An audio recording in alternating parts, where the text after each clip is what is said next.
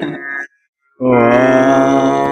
Avichinnamovalikramāyāta Marichi Sankramanam Evaiko Guruhu Tarupalabdham Eva Tatvameko Devaha Tasyaika Sahajaham Bhava Aham Bhava Bhumischit Shaktihi.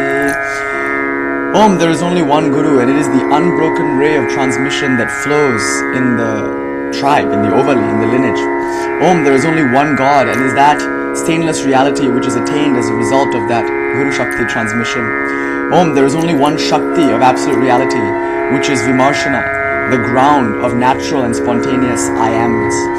Naumi Chit Pratibham Devim Param Bhairava Yogini Maturmana Prameyamsha Shula Bhuja Kritaspadam.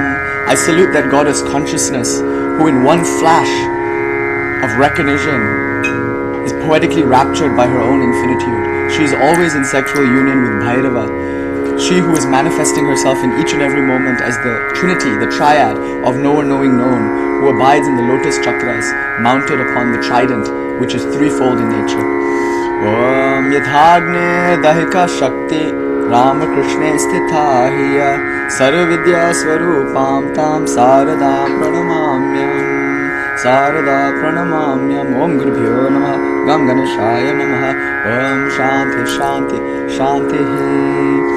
Om, salutations to Sarada Devi, the giver of essence, who is the embodiment of all the Mahavidyas, who is the embodiment of great wisdom. I praise her who is non-different from Sri Ramakrishna, like heat is non-different from fire. May this be an offering at her lotus feet. Saradarpanam astu, Saradarpanam astu. Shri Mata Shri Maharagni Shrimat Singhasaneshwari Chitagni Kunda Sambhuta Devakarya Samudyata Udyat Bhanu Sahasrabha Chaturbahu Samanvita Ragasarupam Bhashadya Krodha Karankushojvala Manurupekshukot Anda Panchatanmatra Sayaka Nijaruna Prabhapura Majjad Brahmanda Mandala. Om, salutations to the mother, the creator, Vama Devi. Salutations to the maintainer, the preserver, Jeshta Devi.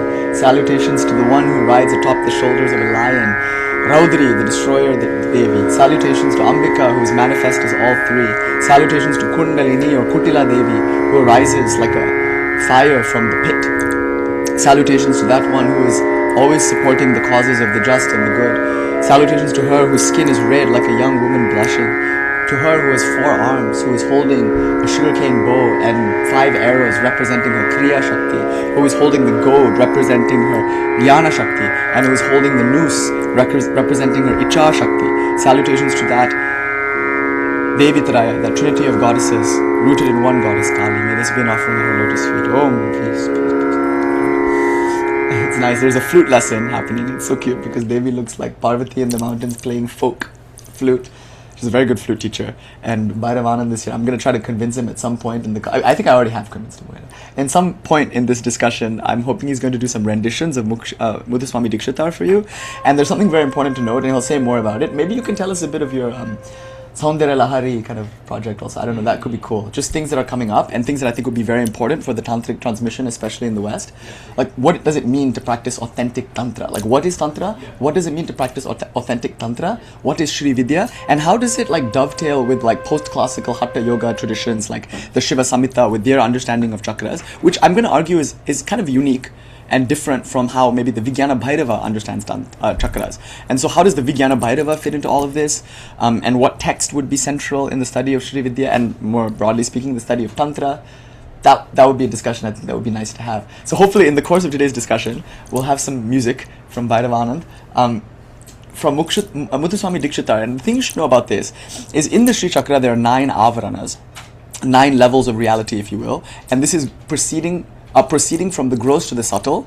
The first thing we have to point out before we get into any discussion today is, as a matter of a disclaimer, I have to say something about the word subtlety, the subtle. This you must understand before you enter any spiritual tradition, especially I think Indic Sanskritic spiritual traditions, because this is an understanding that we've always had and that is all pervasively felt throughout all the different traditions, even Buddhistic and Jainic. So this is the idea. That which is subtle by virtue of being more causal. It is subtle by virtue of being more inclusive, and it is subtle by virtue of being more pervasive. Vyapini to pervade is one of the features of sukshmatva, subtlety. So a good understanding comes from the Yajurveda, actually, from the Taittiriya Upanishad, where we get a concept of the emanation of the universe from 5 principles. So there are 5 tattvas, 5 realities, each grosser than the last, and the preceding one is subtler by virtue of its causal power, by virtue of its inclusivity, and by virtue of its all-pervasive nature. So these are, of course, the elements. All throughout the Vedic transmission, you hear about Akasha and Prana. Arguably, Akasha and Prana are like an early model for Shiva and Shakti. Akasha being space, and Prana being that dynamism of space, which flows from space, which then creates within space all kinds of things. So, Vyoma Vyapini, exactly. Vyoma Vyapini, Vyoma Rupaya, and in the Raurava Agama, there's like a section in there, which is sometimes studied independently. It's called the I almost said Markandeya Purana. Too much Chandi today. No, we had no Chandi today, that's why. It's a sign we should have more Chandi today. Not Markandeya Purana, the Shiva Jnana Bodha. I said Markandeya Purana because Mekandar Swami, it's typically attributed to a Nayanar called Mekandar Swami from South India, Tamil Nadu maybe, and he composed this text called the Shiva Jnana Bodha. It's pretty much an Upanishad. You can also call it the Shivopanishad. Shiva Sutra is sometimes called Shivopanishad. Upanishad in the sense that it's a Gnostic teaching. It's entirely about philosophy and theology, not really about ritual. And Upanishad in the sense that it's trying to teach something subtle and esoteric, which maybe informs the rituals that are present in the rest of that agama, Raurava Agama. But there's a section in that agama, it's a very important section, it's called the Vyoma Vyapine mantra. The whole thing is considered a mantra for Lord Shiva. So there are Shaivas, and this is how I grew up actually, in the Shaiva Siddhanta, this is the japa mantra. Like I was initiated into this mantra. So that it means that when I'm doing japa, say I do 108 recitations, it's not just of Namah Shivaya, it's of this whole mantra as it were. And in the middle of this mantra, there's a reference to these 5 faces of Lord Shiva, but with it comes a sort of nyasa idea. So we're placing these 5 faces in our own body as it were. There's a heart, there's a head, there's a shika and whatnot. And this is Sadyojata, it is Ishana, Tatpurusha, Aghora, all these things you've already heard from other lectures and other teachers. But it's important because you can see this is an early text which is very Vedically rooted, and it sets up a precedent for traditions that appear in Tantra that can all be traced back to that Vedic Yajurveda revelation, including this Vyoma Vyapini. But yes, in Vyoma, the idea of Vyoma meaning void, you get this idea of pervasion. Nothingness or the void is not nothing, it's a kind of thing that is maximally inclusive, maximally pervasive, and ultimately causal. So it's the Mahakarana. Remember, the Shiva Jnana Bodha opens with a claim. Lord Shiva is the one monotheistic ideal. Lord Shiva is God. Now, this is of course arguably, you can even argue it's a sectarian claim, but the first thing they have to do is point out that beyond Brahma, Vishnu and Shiva, there is one principle of reality. And that principle of reality they call Shiva, but that Shiva is actually even distinguished from the Shiva of the Trimurti. So there's Brahma, Vishnu, Shiva, and then there's Shiva. There's Shiva and then there's Shiva. And this higher Shiva, to distinguish it from the other Shiva, we call him Paramashiva. Mahadeva, Paramashiva, these are words that are used for Shiva in the Puranas, but this is a philosophical, theological understanding that might differ from how Mahadeva or Parameshvara has been spoken of in Puranic sources. So this is different because this is a principle of reality that is argued for on the basis of causality. The claim is as follows. Look at the world around you. Notice that it's complex, right? There's so many things here. And whenever you see a complicated thing, you don't assume that it spontaneously appeared out of nowhere. And you already do this with things in the world. When you see an anthill, you see its complexity, and you see even our modern urban planners are not able to plan cities as beautiful as the anthill. The ants have a sophistication to them. So when you see the anthill and you see its complexity, necessarily the intuition is of intelligent design. It must have been created, caused, and more importantly, its cause must be like intelligent. Because of its complexity, the cause must also be complex. Given that, you see a child on the street or something, a boy is running down the street, he's like 4 or 5 years old, you look at him and you say, oh, he didn't just come out of nowhere. Even if you want to be euphemistic and say a stork dropped him or something, that's still some kind of causality. You just assume he has parents. And his complex nature provides you with that intuition. So anyway, the world is complex, and it's complex with regards to gender. That's one very interesting claim at the early presentation of Shaivism. The world is gendered, and what's really progressive about this is that it admits of a neuter gender, a non-male, non-female principle.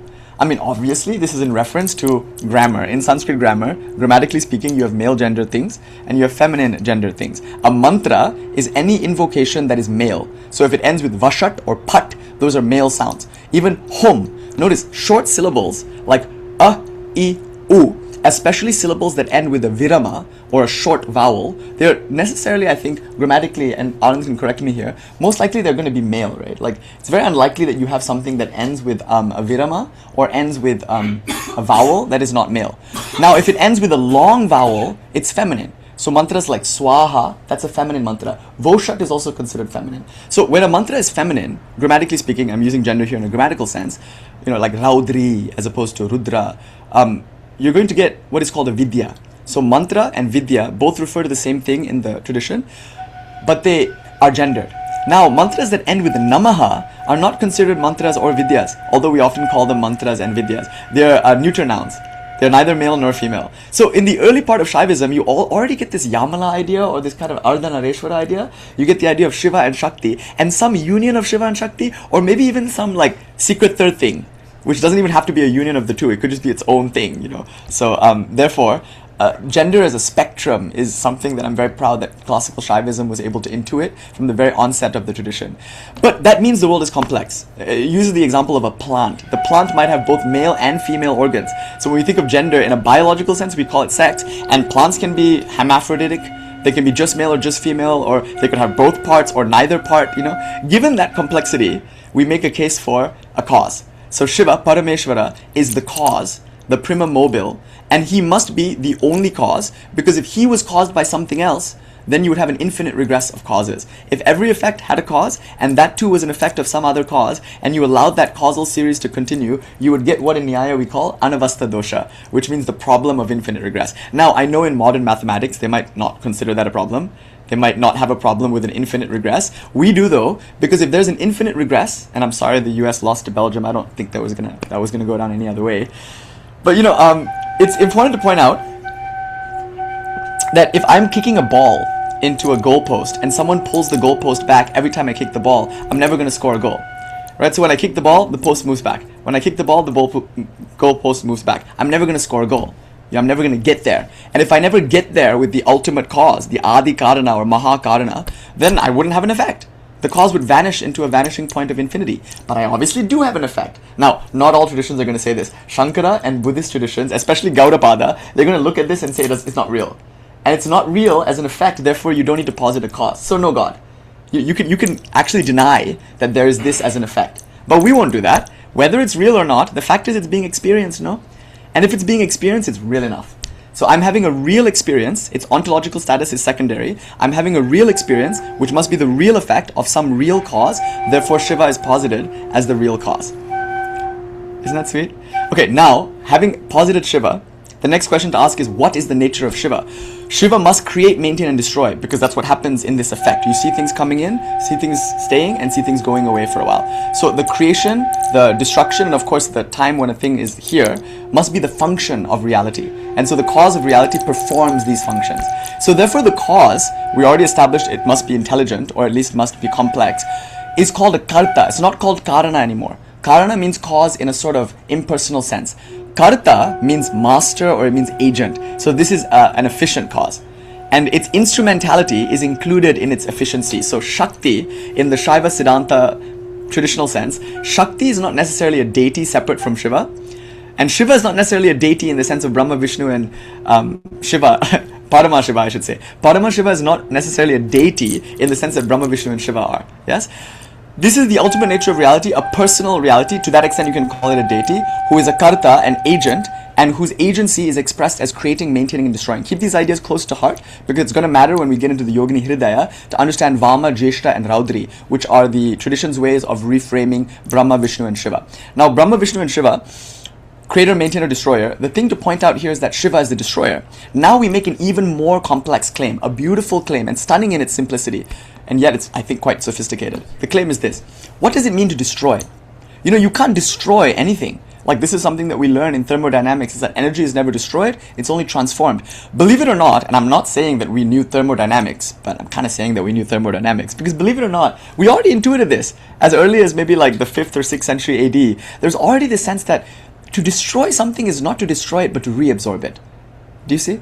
To transform it. So Shiva is the destroyer in the sense that he's the transformer, but the transformation is not like, okay, milk becoming yogurt. It's not a transformation that you can necessarily see. It's a reabsorption into that which is unseen, And therefore, the thing that you see before you, if it were to arise out of anything, wouldn't it make sense to say that it arose out of that unseen in the same way that it dissolves back into the unseen? It's just a simple logical claim. Like, if something is dissolving into something, then that thing must already be inherent in that second thing, and it must therefore be arising from that thing.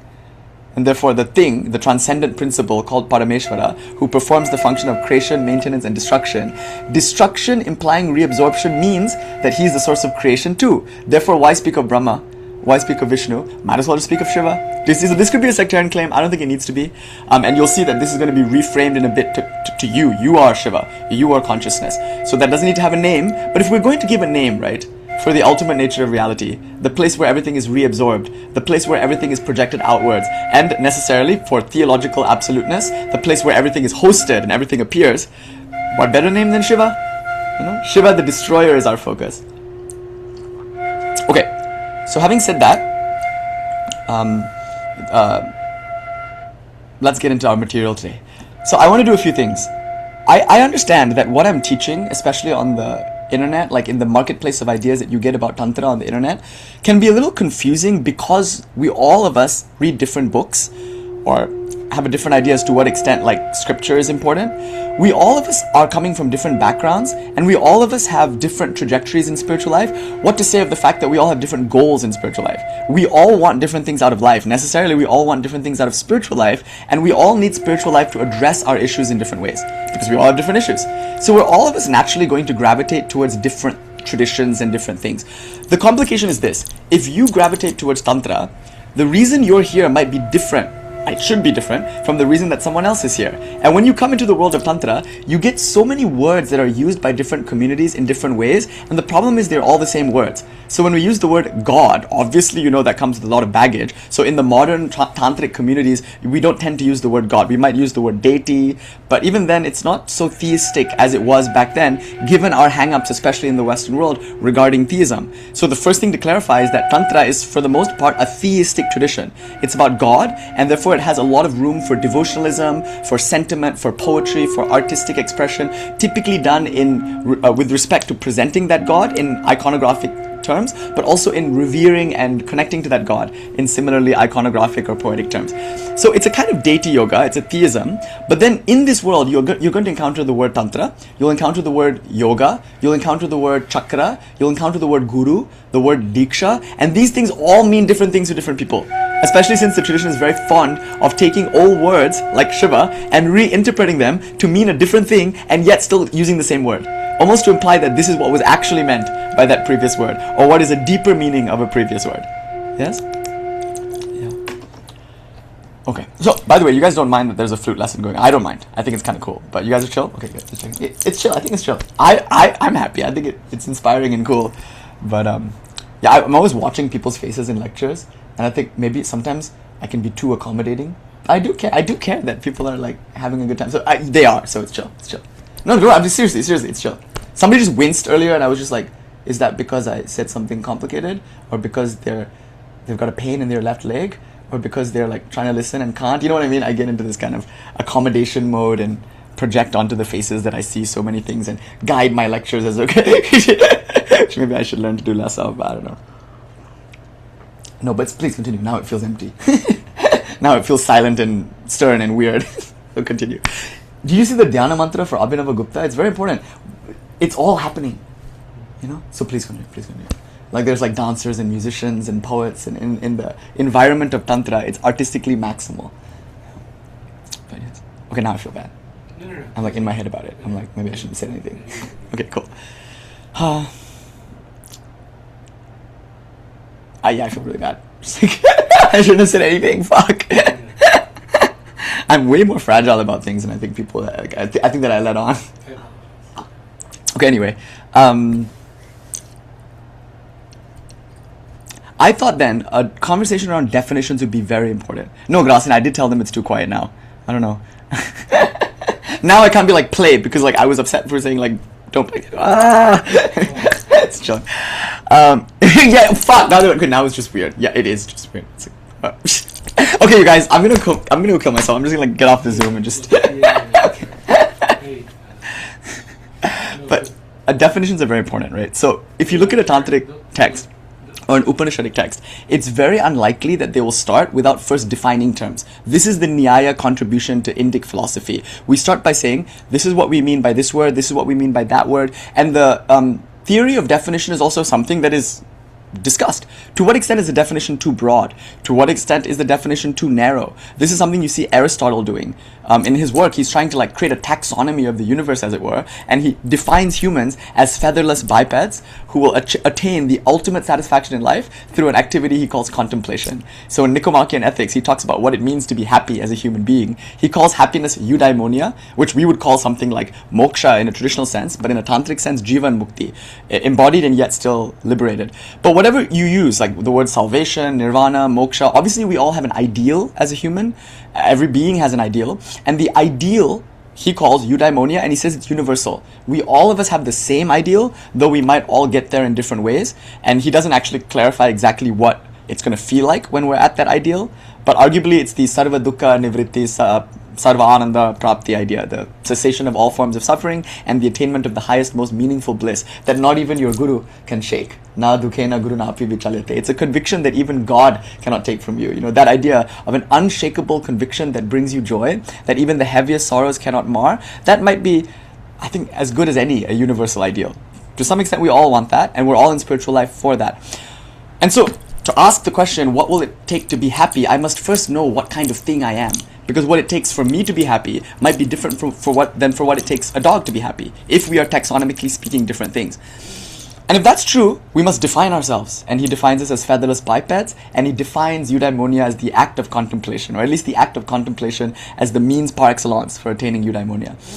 The unexamined life is not worth living. I saw a meme on the internet where it's like that Anakin Padme in the grass conversation, where Anakin is instead Plato or Socrates or some statue of a Greek philosopher, and I think it's Socrates, but the statue says, the unexamined life is not worth living, and then Padme says, so then when I examine it, it'll be worth living, right? Silence. Right? I don't know, you might examine it and find it even less worth living, as I do from time to time. Okay, so having said that though, it's really important to point this out. We must start with definitions, and often we don't. And there are two different kinds of definitions, swalakshana and tatastha lakshana. At least two different kinds of definitions. Swalakshana means inherent, meaning unchanging, and tatastha lakshana meaning incidental. So if I wanted to point out my apartment, I would say it's that building upon which the black crow is perching, or upon which the crow is perching. Now, the crow might not always be perching there. I have these crows that come, I love them very much. And you saw them, right, Shunya? We feed them sometimes. You didn't see the crows? Anyway, I sent some pictures in the WhatsApp group, but I love them, I'm very fond of them, and they tend to caw and arrive in very serendipitous times. Like we were just reciting poetry to Ma all night, and as the sun was rising, and we were getting to the end of our pūjā, suddenly we hear all these crows. It felt very special. But anyway, they perch here sometimes. They like the trees across the street, and I think they come because I'm often doing shraddha, like I'm doing funeral services for people sometimes, and that means like making rice balls, and we put the rice balls outside, and we wait for dogs or crows to eat them. That's how we know the pinda was received. So I think they come for the pindas. They come to eat your grandfather or something. Anyway, so the crows are there, and every now and then they might perch on my roof, and if I say, oh, that's my apartment, the one with the crow perched on it. Now, that's a tatastha lakshana, indirect definition. The crow might not always be there, but for right now, it's a helpful tool, helpful indicator. But if I say, oh, it's the apartment with the, I don't know, something that is more consistent, the blue walls or something, then that maybe is a swalakshana.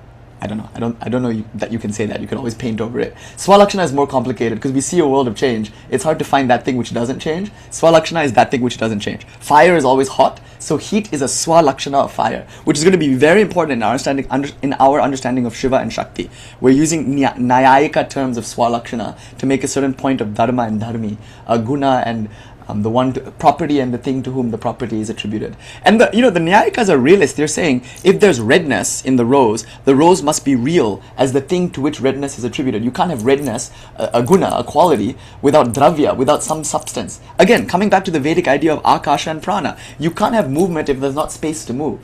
So prana is an early idea of Shakti, and Akasha is an early idea of Shiva, and Shiva and Shakti are just representations of those Vedic notions of Akasha and Prana. Now, in the Vijnana Bhairava, which we'll talk a little bit about today, you can see very clearly that we're making an allusion to the Vedic sense of Prana, because the word we use for Shakti there is Prana Shakti. She's called not just Shakti, but Prana Shakti. Obviously, we're making an allusion to the Nyayikas because we use the Dharma Dharmi or Swalakshana idea to explain how heat is non-different from a fire in order to establish that Shiva and Shakti, Bhairava and Bhairavi are indeed one. But this oneness, as you'll soon see, is not a homogenizing oneness that sublates one in favor of the other, as in the case of Advaita Vedanta. There you have Baddha, the idea of sublation. If I'm seeing a rope, I'm not seeing a false snake. And if I'm seeing a false snake, it's only because I didn't see the real rope. So in the Bhasha, in like chapter 2 of Shankara's Bhasha, he's very clear about this. Jiva, Jagat and Ishvara are all of them adhyasa, adhyaropa. They're superimpositions, like seeing a snake when really there's a rope. Can I continue to see the snake after I've discovered the rope? No. If I know Brahman, Brahma, Veda, Brahmeva bhavati. In the Mundaka Upanishad. By knowing Brahman, I become Brahman. In other words, by knowing Brahman, all this should be sublated. I shouldn't see differences anymore. So this is a non-duality which dissolves plurality, which dissolves duality. It has no vishesha, nirvishesha. The absolute nature of reality is without specification. And you know how this at times has shown up in my life? Like this, in a kind of spiritually bypassy way, where I'm like, I can't lose anything because everything that I've ever enjoyed in my life, including my relationships with people and my relationships to places and to things, it's not unique to that person or to that thing or to that place. It's inherently part of me, and I could go anywhere, I could be with anyone, I could do anything, and I would still be able to see beauty there. That's a very ennobling and wonderful idea, but I don't think it's fair, because I think ultimately I've come to realize that there are things that are unique to certain people and places that can never be found again, that have nothing to do with me. Do you know what I mean? And that's wonderful. It's a remarkable discovery because it allows for relational qualities in a way that some of the traditions that I was more fond of a few years ago don't. Right? There's a sense in which Brahman is non-relational. Who will Brahman relate with? You know, who will Brahman talk to? Who will Brahman love? Brahman is love itself. And more importantly, Brahman is non-relational in this tradition because it's without specification. In Ramanuja's case, Ramanuja is way more of a devotee, he's a bhakta. He needs the specification in order to establish a difference between Shuddha Sattva and the rest of things. Even though they're all one continuous reality, there's something special about Vishnu and something special about Vishnuloka, and therefore something special about being with Vishnu that you can't have anywhere else, even if everything is ultimately Shri Vishnu. So having said that, bhaktas tended to like specification, and therefore they've been very allergic to non-duality. But the kinds of non-duality that they're allergic to is not the kind of non-duality that we propose in this tradition that we're going to study today. This non-duality is decidedly non-dual, like Vallabha's Shuddha-Advaita. It's decidedly non-dual in Shankara's sense too, except it allows for a relational quality which is inherent to that one non-dual principle. So Shiva has Shakti. No, Shiva is Shakti. No, Shiva and Shakti are in sexual union. And at no point are there two different things coming together. They're always inherently one thing, always inherently relating to one another. Prakasha Vimarsha, Shiva Shakti. So a hyphen might work better here. What is it? Kumbha gatas cheti tataiva banyate. Abhinavagupta gives a grade 1 grammar lesson about synonyms in the Tantra Loka. He says, just as the word kumbha and gata, both of them mean pot, just as the word kumbha and gata are both synonyms for pot, Maheshvara sarvam idam, like he uses sarvam idam in place of Shakti, Jagat, the world is Shakti, and he says the world, in other words Shakti, the world of transformation, of creation, maintenance, destruction, of being and becoming, that world is synonymous with Shiva, in the same way that kumbha and gata are two words defined in the same way. So having said all of that, we cannot ignore the Nyaya contributions, we cannot ignore the Sankhya and Yogic contributions, the Vedic contributions, but when we teach this stuff in an environment outside of like Vedic understanding, where, you know, they're not performing Sandhya Vandana, they've never done Achamanam, they don't have Sanskrit grammatical knowledge, like a lot of that grammarian stuff about male, feminine, and neuter, that's lost. A lot of the Nyaya stuff about definitions and the way Nyayikas argue for Dravya, that's lost. The way that Yoga and Sankhya articulates itself along Nyayika and Vaisheshika lines, that's lost. Because in the yoga teacher trainings that we have all over the country, we don't learn Nyaya, we don't learn Vaisheshika. Even if we learn Yoga, it's with a very like stilted understanding of the Yoga Sutra, because rarely do we study in a traditional sense the Yoga Sutra without Bhoja Raja, or without at least the Yoga, what do you call them?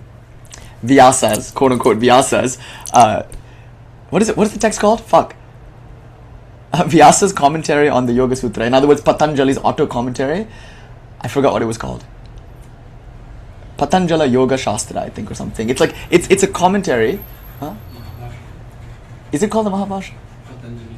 Right, is it called that now? Yeah, Bhojaraja has a commentary, Patanjali has a commentary, everybody has commentaries, but those are two very traditional and important commentaries that used to come with the text. And nowadays when we study the Yoga Sutra, often it's without those commentaries. So the sutras then lose their context. Not to say they're not valuable, they're still very applicable and beautiful in their own right, but we lose some of that context. So because this context is lost, I might end up making certain assumptions as a result of how I've interpreted and understood Tantra that might not be the same.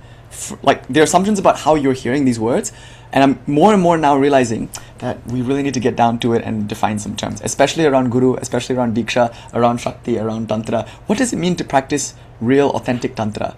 It can mean different things to different people, but the real question is, what do we mean by it? And what do you interpret that we mean by it? So having said all of that, the next claim I'm going to make is this. Definitions are important. Let's define our terms. But let's first ask how we can stay accountable. Like, what would authority and accountability look like in our tradition? And we say there's no better source for learning tantras than the tantras themselves. But what makes a tantra is up for debate. Because I could write a text right now and we could just call it tantra.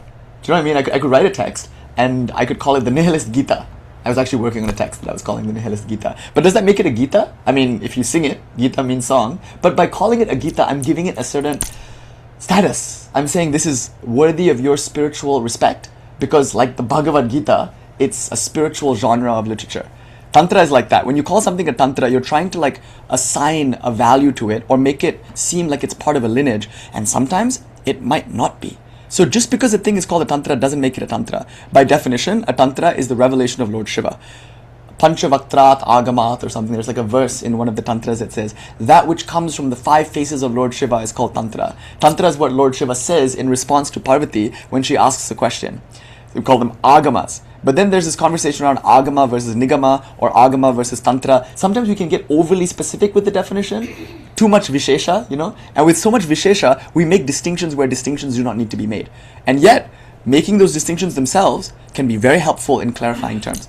So it's a bit of a balance here. We don't want to be too specific, lest we become anal and, well, actually, you know, kind of overly pedantic. And yet we should be aware that there are distinctions, even if they might not matter to us. So Nigama, Agama versus Tantra, these are categories I don't like to engage with because they seem anachronistic and quite modern to me. By Agama, I mean Tantra, and by Tantra, I mean Agama. And by Agama or Tantra, I mean a spiritual text. Often, because I'm a Shaiva, I mean a spiritual text within the Shaiva, Shakta lineages, where Shiva gives the teaching, and also at times, Shakti gives the teachings. There are many Tantras where Shiva is the student and Shakti is the teacher. And if you look at texts like the Panchashika, Virupaksha Panchashika, it's not Shiva or Shakti at all. It's Virupaksha, one of Shiva's ganas. Some people say, oh, Virupaksha is Shiva, because it is a name for Shiva, but I don't think the traditional understanding is that. I think Virupaksha is a gana, one of Shiva's guys, Shiva gana, who is schooling Indra and humiliating Indra for his pride and teaching him a higher vidya than the one that he already had. So the conversation between Virupaksha and Indra is also itself called a Tantra.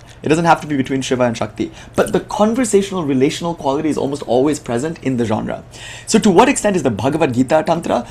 I think it'd be fair to say that the conversation between Arjuna and Krishna is a Tantra because Krishna is a divine personality revealing divine wisdom to a student who is capable of learning it and practicing it and who earnestly wants to receive it. And from that you can see clearly we're coming from the Upanishadic tradition, where to get Upanishadic knowledge you would sit near your teacher or sit near truth, and in almost always a one-to-one, sometimes even familial setting, you will get the teaching. Tattvamasi Shvetaketu. So the idea of a human teacher cannot be understated in this tradition. It should not be understated. Like, the human transmitter of knowledge is very important.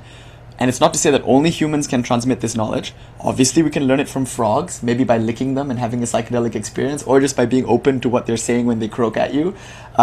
Obviously, we can get this information from nature, like Dattatreya, who had 24 gurus. Obviously, 24 gurus is a reference to the 24 tattvas of Prakriti. So what we're saying when we say Dattatreya has 24 gurus, we don't necessarily just mean the crows. Obviously, he learned a lot from crows, but we're saying that he learned from nature itself. He was the kind of mystic who was sensitive to what nature had to say. And so in every brook, a book, in every stone, a sermon. He was the kind of person for whom that would be true.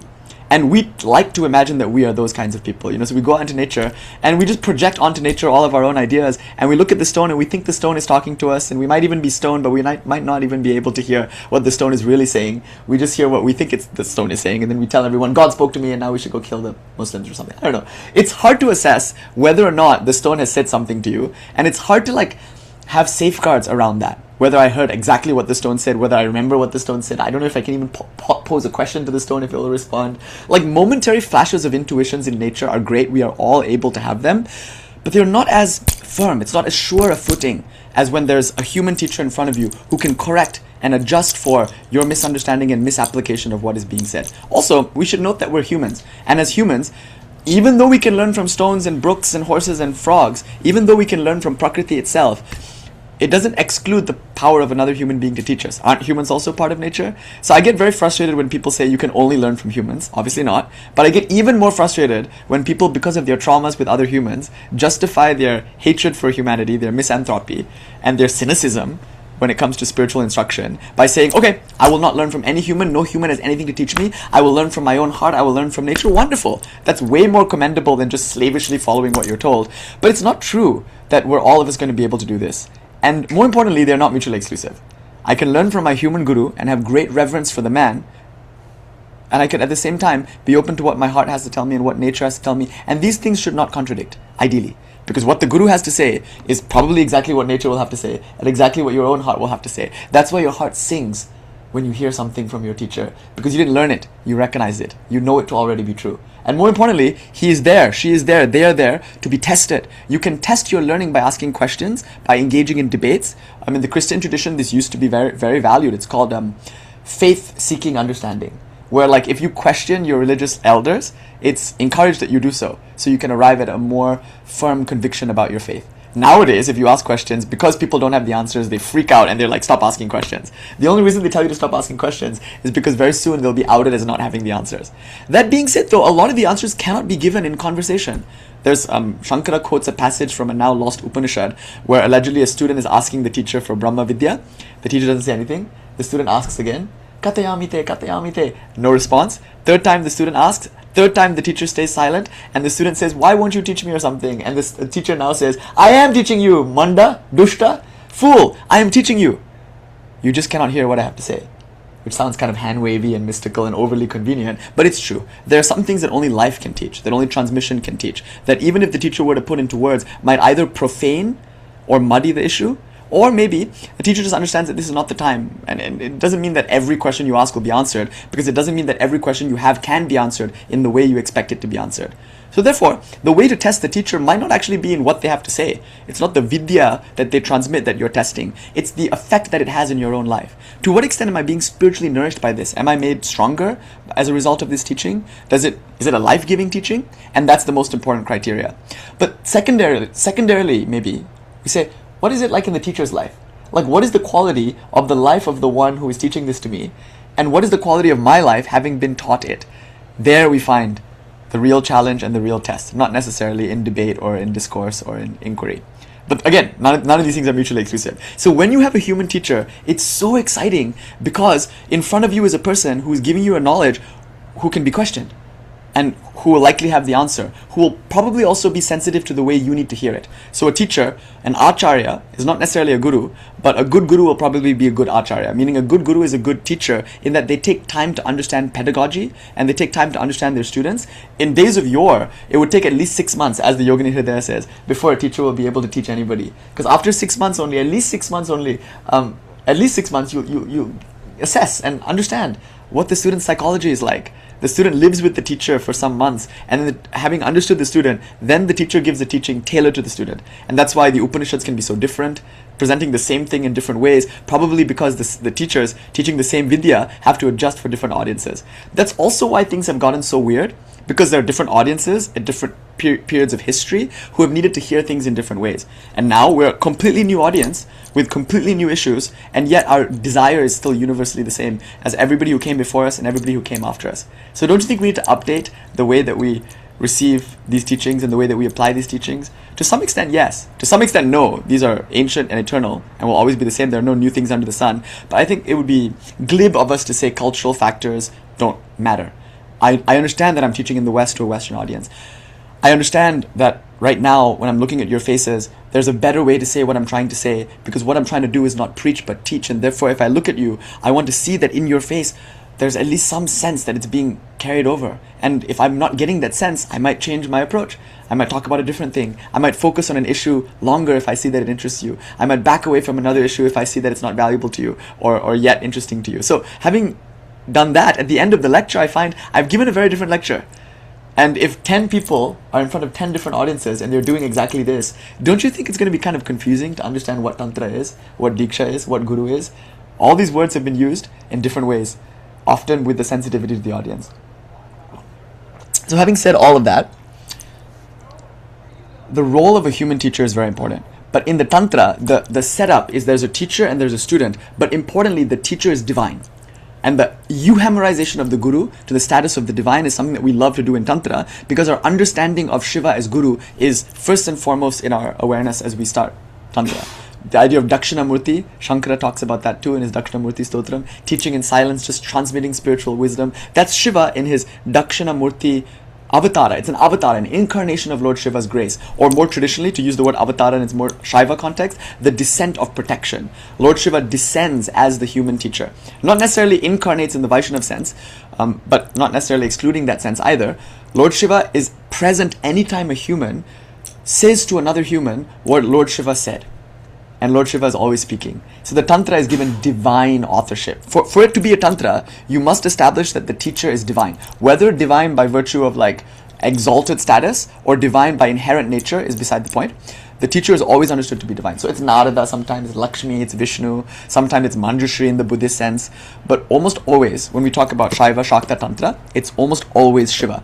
And his name can be Bhairava, his name can be Dakshinamurti, heck, his name can be Virupaksha. So the first standard for what makes a Tantra is that it's a divine revelation that proceeds from a divine authority. That distinguishes it from the Veda in this sense. The Veda is considered aparoshaya jnana. It's wisdom that is not necessarily revealed by a deity and does not, in that, depend on the deity. So if Brahma were to dissolve, the Vedas would still be here. Vishnu might, as Anandji was saying the other day, Vishnu might even be a name for the structure and harmony of Vedic laws. You know, like it's wonderful to think about the Vedas as the truth standing in and of itself on its own basis without needing to be revealed and without depending on any deity. And the Vedas will always be there whether or not we're here to read them or understand them or apply them. The Vedas are the essential nature of reality. That being said though, we're still humans. And as humans, it is important for us to have a human teacher of the Vedas. And what could be a better teacher of the Veda than Krishna, than Kali, than Shiva? So the best human teacher is therefore a divine teacher. And Shiva is not teaching anything new, he's teaching the Vedas, but he's teaching Vedas in a way that allows it to be applied by people in this yuga. It's almost like he's teaching to the audience, and that's his grace. The grace of the teacher is that he uses words that you will understand. He speaks to you, and he speaks to your issues, though what he speaks, what she speaks, what it teaches, is the same timeless wisdom that exists in and of itself in an aporoshaya context. So, for a Tantra to be a Tantra, the first thing we have to say is that the Tantra is, by virtue of its divine authorship, called a Tantra. It's about spiritual knowledge. Secondly, for a Tantra to be called a Tantra, it's Paroshaya Vidya. It's given by a divine teacher. But furthermore, for a Tantra to be a Tantra, it must teach two things. This is according to Ram Kanta, a Shaiva Siddhanta master in Kashmir. He was one of the first people, I think, in the tradition to ask the question, what makes a Tantra a Tantra? Mostly because some of the Tantrikas were trying to run away from that word because they didn't want to be thought of as ritualist. They didn't like to be called Tantrikas. They started calling themselves like Avaidika, Tantrikas. I have no book. I'm free from a book, therefore I'm not a Tantrika. To be a Tantrika means to be bound to rituals and to books. There's like this zeitgeist in Kashmir in the 10th century, maybe as early as the 8th, 9th century, where like we Shaivas didn't want to be Vaidikas and didn't want to be Tantrikas because we were trying to separate ourselves maybe from other Brahmana traditions that had a problem with certain ideas in our tradition. Or we didn't like the idea that Tantra is just rituals and just books. We're not nerds. We don't just read books. We can learn without books and without rituals. So Ram Kanta is like, you guys, chill the fuck out. Let's talk about what we mean by Tantra and by Veda, and therefore we don't need to get into these needless disputes. So he defines Tantra, importantly, as that tradition which is revealed by Lord Shiva, which teaches both Bhoga and Yoga. So a Tantra can still be called Tantra if it just teaches Yoga. That's debatable. And if it just teaches Bhoga, it is, according to Ram Kanta, not a Tantra. Doesn't mean it's not valuable. The Kama Sutra is not a Tantra. Even though it teaches very cool things about lovemaking, it cannot be considered a Tantra because it's not revealed by Lord Shiva, although it is revealed by a sage. But it's not there for you to realize God or attain the eudaimonic ideal of a human life. So it could be a cool text to read, but it's not considered Tantra. By the way, many of the teachers in this Kaula tradition, they don't think it's a Tantra either if it's just a transcendentalist attempt to get out of this world, to escape the wheel of birth, death, and rebirth. If it's just about like a transcendentalist moksha thing, that's cool and all, but it's not what we consider a Tantra. A Tantra must not only teach you moksha, freedom, but it must also teach you siddhi, empowerment. So by swatantra, by freedom, is meant kartritva. So that's the third point I'm going to make. And this third point does actually distinguish two different streams in the tantric world. There's a stream in the tantric world that is more liberation oriented, and it tends to be very world affirming and very life affirming, but the goal is not magical dominion over the world. The goal is not to attain siddhis and through those siddhis manifest your self-expression in a more radical and enjoyable way.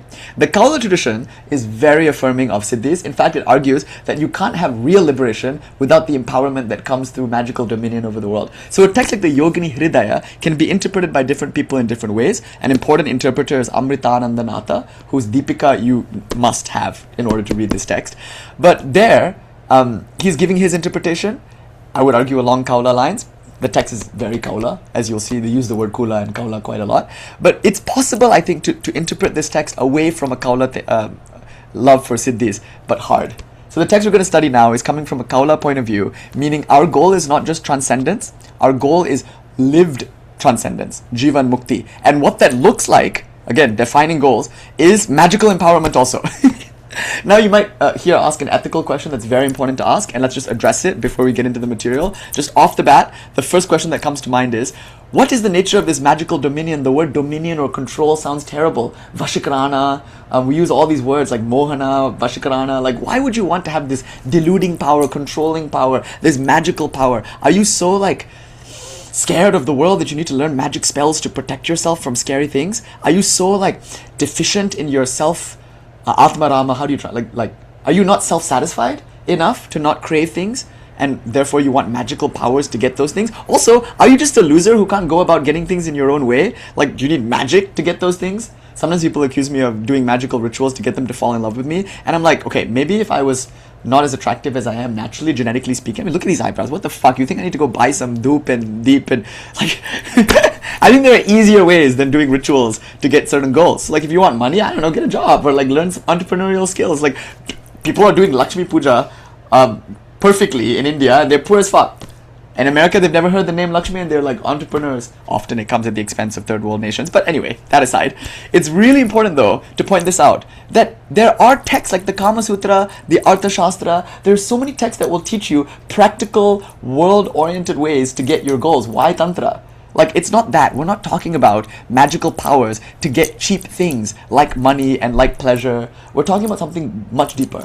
A kind of understanding of the ultimate nature of reality, the willingness to remain in that reality, seeing it not as a prison but as an expression of divinity, and then having understood the ultimate nature of reality, what would bind you? Gravity couldn't bind you. Time couldn't bind you. Nothing could bind you. You should be able to live forever if you wanted. If that was something desirable, then how could time take away from you a body and a life that is now yours forever if you wanted? Why should you be confined to this form? Shouldn't you be able to shape-shift? So at the end of the Yogini Hridaya, if you do the sadhana, it promises as a falashruti, as a promissory verse about the goal and the outcome of this text, it tells you will be young forever. And I think it's a valid goal. People like Markandeya, they're chiranjeevs. People like Hanuman, you'll see in the Vaishnav world, even Hanuman is considered a siddha in that he's a chiranjeeva. He's immortal. And his reasons for being immortal might be different from some other beings' reasons for being immortal, and it's all valid. Some people want to be bodhisattvas, they want to teach. Other people want to be shit stirrers like Narada, they just want to stick around for the plot maybe. Most just want to be bhaktas, they want to stick around to enjoy mother's leela. At the end of the Ramayana, it's so beautiful, Rama and Lakshmana are standing there, and Ravana's mother, what's her name, Manodari or something, Ravana's mother comes to Rama and prays for a boon. I want to live forever. And Rama, like Lakshmana is like, Hare, she just lost her son, she lost her kingdom, her life is tragically ruined. Why would she want to stick around in this awful world? And she answers, she says, I want to stick around to see what you will do, Rama. I want to see this world now that I know who you are. Bibhishana and Manodari are like people who just realize, oh my God, actually, Rama is God. And why, having recognized that this is actually God, why would I want to leave a world that God is in? Isn't that beautiful? Imagine in the tantric sense, if you recognize the world is God, why would you want to turn away? And if you recognize the world is God, you would want to stay in her womb and continue interacting with her, if only to play, right? Play with her. God is our playmate, the funniest chap you ever saw. Vivekananda once wrote a letter to a friend that he called Frankincense. He said, "Dear Frankie, dear Frankincense, God is the funniest chap you ever knew. Our playmate, our eternal playmate, our eternal companion. Ever yours in madness," he signed. Vivekananda. "Aye, Saki, fill the cup. Let us drink to madness." And Vivekananda will say bodhisattva-esque things like, "I want to be born. My ideal is to be born 100 times. I want to suffer the worst hells if it means I can continue worshipping the one God I love. My God the sick, my God the poor, my God the sum total of all souls." 1 second. My God the phone charger. No, computer charger. I can't go crazy because I was never seen. Where the fuck is my phone charger? My computer's very good. I'm like losing everything today. And that's good. Where are my nicotine patches? At least I won't lose these. You guys, what the fuck? Oh. Okay. So, Vivekananda saying, "I want to be born again and again and again to continue worshipping the one God I love." It's not necessarily a bodhisattva claim. He's not here for compassion. He's here for bhakti. So the Yogini Hridaya should give you immortality. How you use that immortality is up to you. It should give you magical dominion, siddhis. How you use those siddhis, again, are up to you. And it's very unlikely, as you'll soon discover as we get into this text, that you're going to use your siddhis for fulfilling desires. Because you got that at level 2. In Sarvasha Paripuraka Cakra, you already she's already fulfilled all your desires at that point, way before this magical empowerment. Then you're probably not going to use it to do shit in the world that will gain you respect and recognition, because you already got that in Chakra 4. After Sarva Shobhini opened her door, you realize that fulfilling desires can get so tiring, and you're agitated now, and there's something in you that pushes you forward. And then maybe more than your fulfillment of pleasure and sensual desire, you desire now to leave a legacy, to create something of meaning to others. By the way, for most people, that's their highest ideal.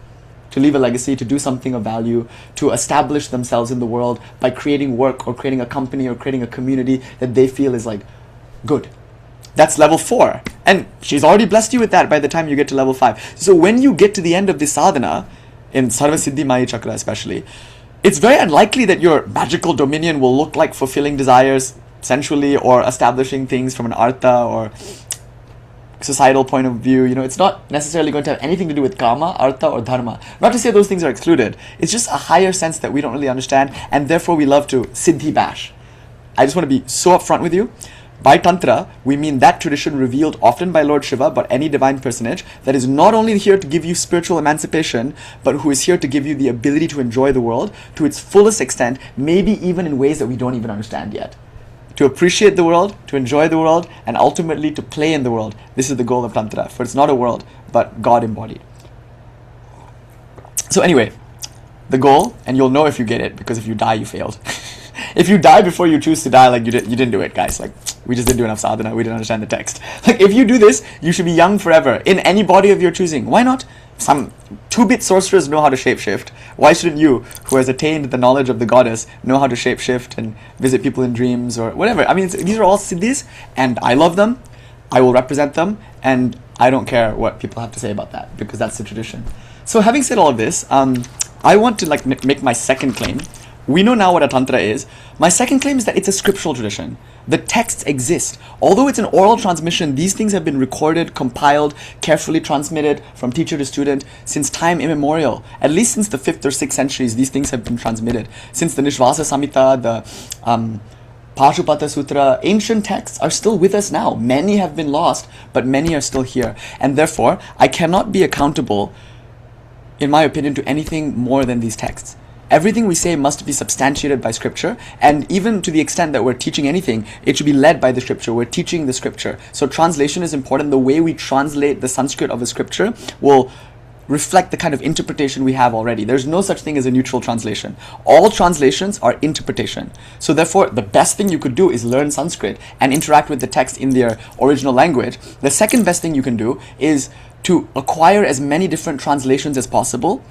And the third best thing you can do, having done the first two, or made some effort at least in the first two, the third thing you can do is to understand that Tantra is at least 3 or 4 levels of revelation. The first one is called a primary source, right? What I'm going to call a primary source, and that is always going to be revealed by a divine personage. And it's usually quite aphoristic, and it's almost always going to be in the form of a dialogue between Shiva and Shakti. So I'm going to present now to you two texts alongside one another, Vijnana Bhairava and the Yogini Hridaya. I'm just going to read you the beginning verses of both texts, and you're going to see that they're very similar in that it's just Bhairava being asked a question. In the Vijnana Bhairava, it's important to note that the goddess speaks first. Shri Devi Uvacha. And so too with the Yogini Hridaya, Shri Devi Uvacha. Like, it almost always starts with the goddess. So Shri is technically speaking the first word of the Vijnana Bhairava. Do you know? If you ignore like the Mangala Shloka from Kshema Raja and from Shivopadhyaya, if you just take the Vijnana Bhairava as is, the first word of the text is, okay, to be fair, the first word of the text is Vijnana Bhairava. But then right after that you get Shri Devi Uvacha. So many people say Shrutam is the first word of the Vijnana Bhairava, just like Dharma is the first word of the Bhagavad Gita. And Bhagavad Gita is called a Dharma Shastra. The whole drama takes place on the field of Dharma, Dharma Kshetra. Kurukshetra is Dharma Kshetra. The body is called the Dharma Kshetra. This world is called Karma Bhumi or Dharma Kshetra. And to live in the world applying Upanishadic principles is the teaching of the Bhagavad Gita, which makes it pretty fucking tantric, right? Also, there's animal sacrifice, Brahmahatya. And I want to do a deep dive into the Bhagavad Gita at some point. But it's such an exalted text and such a beloved text that I'm shy and still insecure about it, so I'm gonna give it a few more years maybe before I pick up the Bhagavad Gita in any way, shape or form. I did a retreat in La Quinta way back when, in 2021 or something. We all got COVID after that. But in the retreat, all but one person, but at the retreat, it was a very small retreat in the desert, mind you, and so we were like in full retreat mode, 40 days, 40 nights in the desert. Just kidding, it was a week-long retreat. And it was the Gita. I only got as far as chapter 2. Because I spent the first part of the retreat just telling the Mahabharata and forcing everyone to watch the YouTube series. And then just after having created the context for the Gita, we started the Gita and I was like, oh fuck, I'll come back to this in 5 years. It's really deep, really profound. I think quite decidedly tantric in its orientation. Having said this though, the first word of a text will clue you in as to what the entire text is about. More than the Mangala Shloka even, the first word is the flavor of the text, it's the prayojana of the text, and itself is the prayojana, we say, what do you call it? The Artha Chatushtaya. There's like 4 things that you need to know before you go into the text. Who is it for? Do I have the qualifications for it? What's my goal? And what does it teach? Oh, sorry.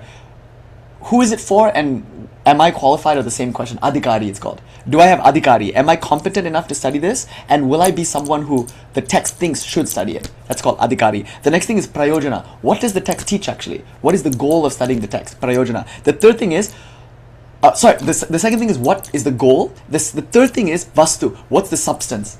Artha or vastu. And the last thing is sambandha. What is the link between the substance of the text and my goal? Do you see how systematically we approach studying? Am I the kind of person for whom this text is written? 2, what do I want and what does the text think is worth wanting? 3, what does the text teach actually? And 4, is there even any link between what the text teaches and what I want?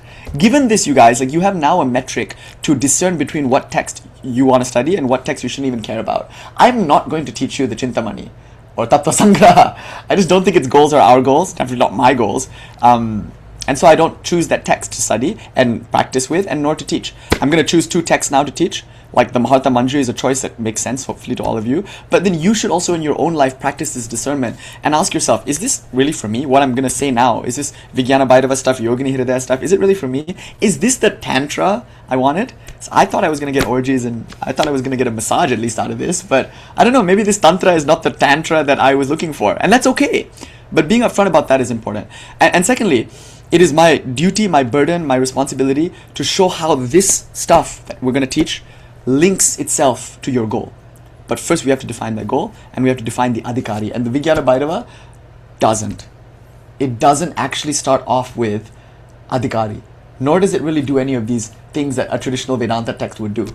Almost all of Shankara's commentaries, by the way, especially his granthis, like give me Aparokshana Buddhi, attributed to Shankara. If you take any granthi, meaning textbook that Shankara writes, kind of primers, like Vedanta Sutra, it's not from Shankara, but like that's a good granthi. It sets you up for a study of the Upanishads along with the commentaries. The first thing, literally first 5 or at least first 3 verses, maybe even 1 verse, but usually more than 1 verse, the first thing it's going to do is tell you what the text is about, what's worth wanting in life, why the text will give you that, and who you have to be able to study it. And with tantric teachings, it's almost always this, diksha. You must only receive this from Gurumukh. You have to get it from the mouth of the teacher, and you must be given the right to learn it through diksha. And this text is going to tell you what it takes to be a dikshita, a person who has diksha and who has the right to diksha. It's going to teach teachers who to accept and who to reject. It's going to teach students what is expected of them. And most importantly, it's going to say the best way to learn this is through lineage transmission, through Guru. So that's a primary source. You know it's a primary source if it's a conversation between Shiva and Shakti. You know it's a primary source if it fulfills certain tropes. And more importantly, you know it's a primary source if its goal is to teach you at least spiritual knowledge.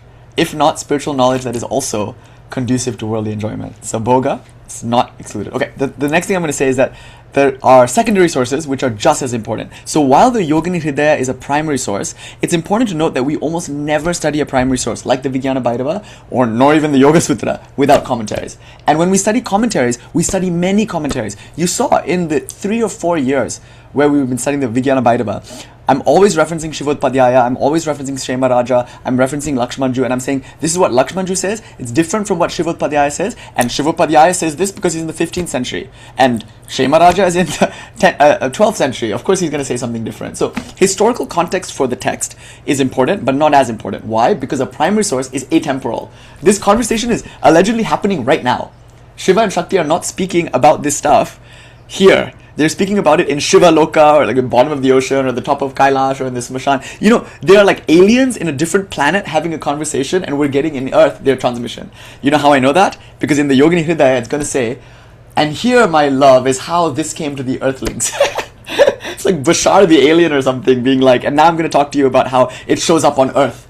So it's atemporal. This is not happening in our time or in our time-space continuum. It's always happening. The dialogue between Shiva and Shakti is endless and continuous, and it might even be happening in the Sahasrara or in the Hridaya. It's happening on a level of reality that is far subtler, far more causal, far more pervasive, and far more inclusive than we could ever imagine. So you cannot date a Tantra. Right? Like that we were having a conversation earlier. To what extent is historical context important? Not at all. It has nothing to do with your liberation at all. And by the way, by the time of your liberation, what will time mean to you? What will space mean to you? It's a very secular, It's important for jnana. It's important for jnana. It's important for pedagogy. Yeah. It's important for accountability. It's important in a ethical, in trying to keep integrity kind of way, you know? But it's not important for spiritual life, in and of itself, though integrity and ethics are. Okay, so having said that, there's something called a secondary source, and that is an attempt to explain the Tantra. Now, while the Tantra is Poroshaya Jnana, revealed by a person, and that person is usually a deity, the secondary source, the exegetical material, is also Poroshaya Jnana, but the burden of the revelator is not the same as in the Tantra. You don't have to be Shiva to do an exegesis. Everyone has a right to interpret the text, and everyone has a right to teach a text. However, we often have a sense that we should be given a divine command. People are very scared to like actually start exegetically explaining a text until they themselves feel confident enough that they understand it, that they've practiced it, that they've verified it, or that the goddess herself has told them to do it. So in the Manjushri case, in the Shanti Bodha case of the Shanti Avatara, there's a text that is attributed to a Buddhist master named Shanti Deva. He didn't want to teach it. He was so humble and shy. He was like, who am I to teach? I'm just like, I'm a guy at a monastery that everyone else at the monastery hates and bullies. Right? Like, I'm a loser in this monastery. I'm a novice. I'm so young. But then he had this revelation. He had this wisdom. And Manjushri, now go and teach it. And so he comes in very humbly and he's like, you guys, sorry, I know I haven't shown up at the mess hall for a long time. You haven't seen me for a while. That's because I've been getting straight jnana like pumped into my veins from Manjushri in my room during meditation. I'm going to tell you what I heard, but I'm just telling you what I heard, okay? Like, it's not from me. And also, I'm only doing this so that I can rehearse my understanding and remind myself what was said. And what ended up happening is a tantric case of Avesha. He started speaking, he zoned out, and Manjushri, they say, they all had a revelation of Manjushri shining, the goddess of wisdom, the Mahavidya Manjushri, is there, hovering in the air in his Guru Chakra place and just speaking through him. So we often use the word Avesha, and when you worship the Guru, you light a lamp, you wave incense in front of the Guru. I argued this in the last lecture I just uploaded on Patreon. It's actually an attempt to get your Guru into a trance state so he can be possessed by Dakshinamurti. It's an Avesha ritual. By doing Guru Puja, you're trying to induce an Avesha in your Guru. recognizing that his body, her body, their body might be more sensitive to this. And by the way, the person might just be like a schmuck in the city who just has a talent for being possessed by shit. So you could get that schmuck, put him on the altar, get somebody to speak through him, and you'll consider him a guru. Maybe only for the time of the transmission, though. That's important. He goes back to being the schmuck cobbler down the street that everybody hates. But at least for the time of the ritual, he is God himself, the goddess herself speaking. So therefore, we light a lamp, we chant hymns, and we do a sacred drama. We say, the person sitting before me, look at them. They're sitting on a sheepskin or tiger skin or deer skin rug. They have a kamandalu. They've got a trident. The person wears a costume. They dress the part and they play the part. And ideally, the effect to which they can play the part is measured in our willingness to participate in the sacred drama. So in the ritual space, we suspend disbelief and we interact with ritual ideas that are divine in conception, exalted and mystical, and we just allow for that. We open ourselves to the experience, as it were, and we think, this is Dakshinamurti facing south, I'm looking north, and the revelation coming from Dakshinamurti is coming from God himself, and I, the student, am receiving this. I must be fit to receive it, otherwise it wouldn't be happening. So I have to have confidence in myself as the recipient, and I have to have confidence in the teacher as God. Therefore, when you read the Bhagavad Gita, we have to remember God is speaking, Krishna is speaking. When we read a Tantra, we have to remember God is speaking. And Amritanandaji, Amritananda Natha, he's a commentator, and he's always going to say, this is what Shiva said, this is what we are to understand by what Shiva said. You know, it's kind of humility to a secondary source. So I always recommend that when you're studying Tantras, you have to understand the difference between a primary and secondary source, though I do concede the lines are sometimes blurred because of what I just mentioned. So even if Amritananda Nathaji was in front of us now, with all humility saying that all he's doing is trying to rehearse his understanding or just trying to like tell you what Shiva said or whatever, usually what happens is in that moment, you might see Shiva, you might feel Shiva, and you might think, this human in front of me is synonymous with that thing that he's claiming to represent. And so Abhinavagupta, you'll see, he says, I'm just a Shaivacharya, right? But someone like Madhuraja will say he's Dakshinamurti himself. Now that's up to the student, not to the teacher. And of course the teacher might play the part, maybe even reluctantly. But again, we shouldn't make cults of personalities around people. And yet it's still understandable that we do, because we do feel something. Having said all of this, I think it's very blurred, the line between a primary and a secondary source. But so much for now. A secondary source is an attempt to exegetically, often I say eisegetically, interpret a primary source. So what is the Brahma Sutra if not an exegesis? And yet, it's on the same level as the Upanishads and the Vedas. Because you can't study the Veda, Karma Kanda, you can't study the Upanishads, the Jnana Kanda, without having certain questions. The Brahma Sutra is an attempt to clarify those questions. So therefore, it's very valuable. It's called the Prasthanatraya, right? The Bhagavad Gita, the Upanishads, and the Brahma Sutra. All are considered divine. And again, the Upanishads are revealed by rishis, not necessarily by God. And yet these rishis, you have to remember, have been euhemerized. So I'm going to introduce you to 7 people. 7 gurus, they're called Divya gurus. And the idea of 7 gurus means there are 7 people who are divine in that they might have received their revelation straight from God. The Siddhas are gurus who might have received their revelation from the divine ones. And the Manavauga gurus, they're maybe human teachers who are now euhemerized, who maybe received it from the Siddhas or from the divine. Everyone here, except for maybe 7 people, has learned this from another human. So our lineage, our parampara, is a lineage of humans. But at the beginning of that lineage are 7 people who just somehow got it. So we exalt these beings to the status of rishis. In some contexts, you guys, the rishis are higher than the devas. They are gods, right? But even the gods need to learn it from the rishis. So in the Upanishads, you'll see rishis saying, come ye gods, I have something to teach you. Something even the gods need to learn, the rishis will teach. You are all children of immortal bliss, Amritasya putra. The rishi is teaching the god. In this case. So I just want you to know, devas are more like demigods. God herself, the deity, is very mysterious, and there are certain rishis who have received revelation direct. There are 7 of them, at least 7, but those 7 are important for the stuff that we're going to talk about today. So if we are not rishis, what we got is from someone who got it from someone who got it from someone who got it from someone who got it from a rishi. So in this case, we might consider Amritananda Nathaji a rishi. We might euhemerize his work, Deepika. We might think of Abhinavagupta as a rishi. We might euhemerize his Tantra Loka as being revealed by Lord Shiva himself. Be that as it may, I want to introduce a third thing now. It's called a tertiary source. A tertiary source is often going to be in a prakrit, a local language, whereas a secondary source is most likely going to be in Sanskrit. A primary source is almost always going to be in Sanskrit. Not always, but almost always. Therefore, a text like the Chuma Sanketa Prakasha, which is in Kashmiri, revealed by yoginis who allegedly live as human beings in a cremation ground, can be considered a primary source because those yoginis are considered to be spirits. They're like hecheris, like dakinis. They're non-human, they're quite divine, and what they said, they didn't say in Sanskrit, they said it in Kashmiri.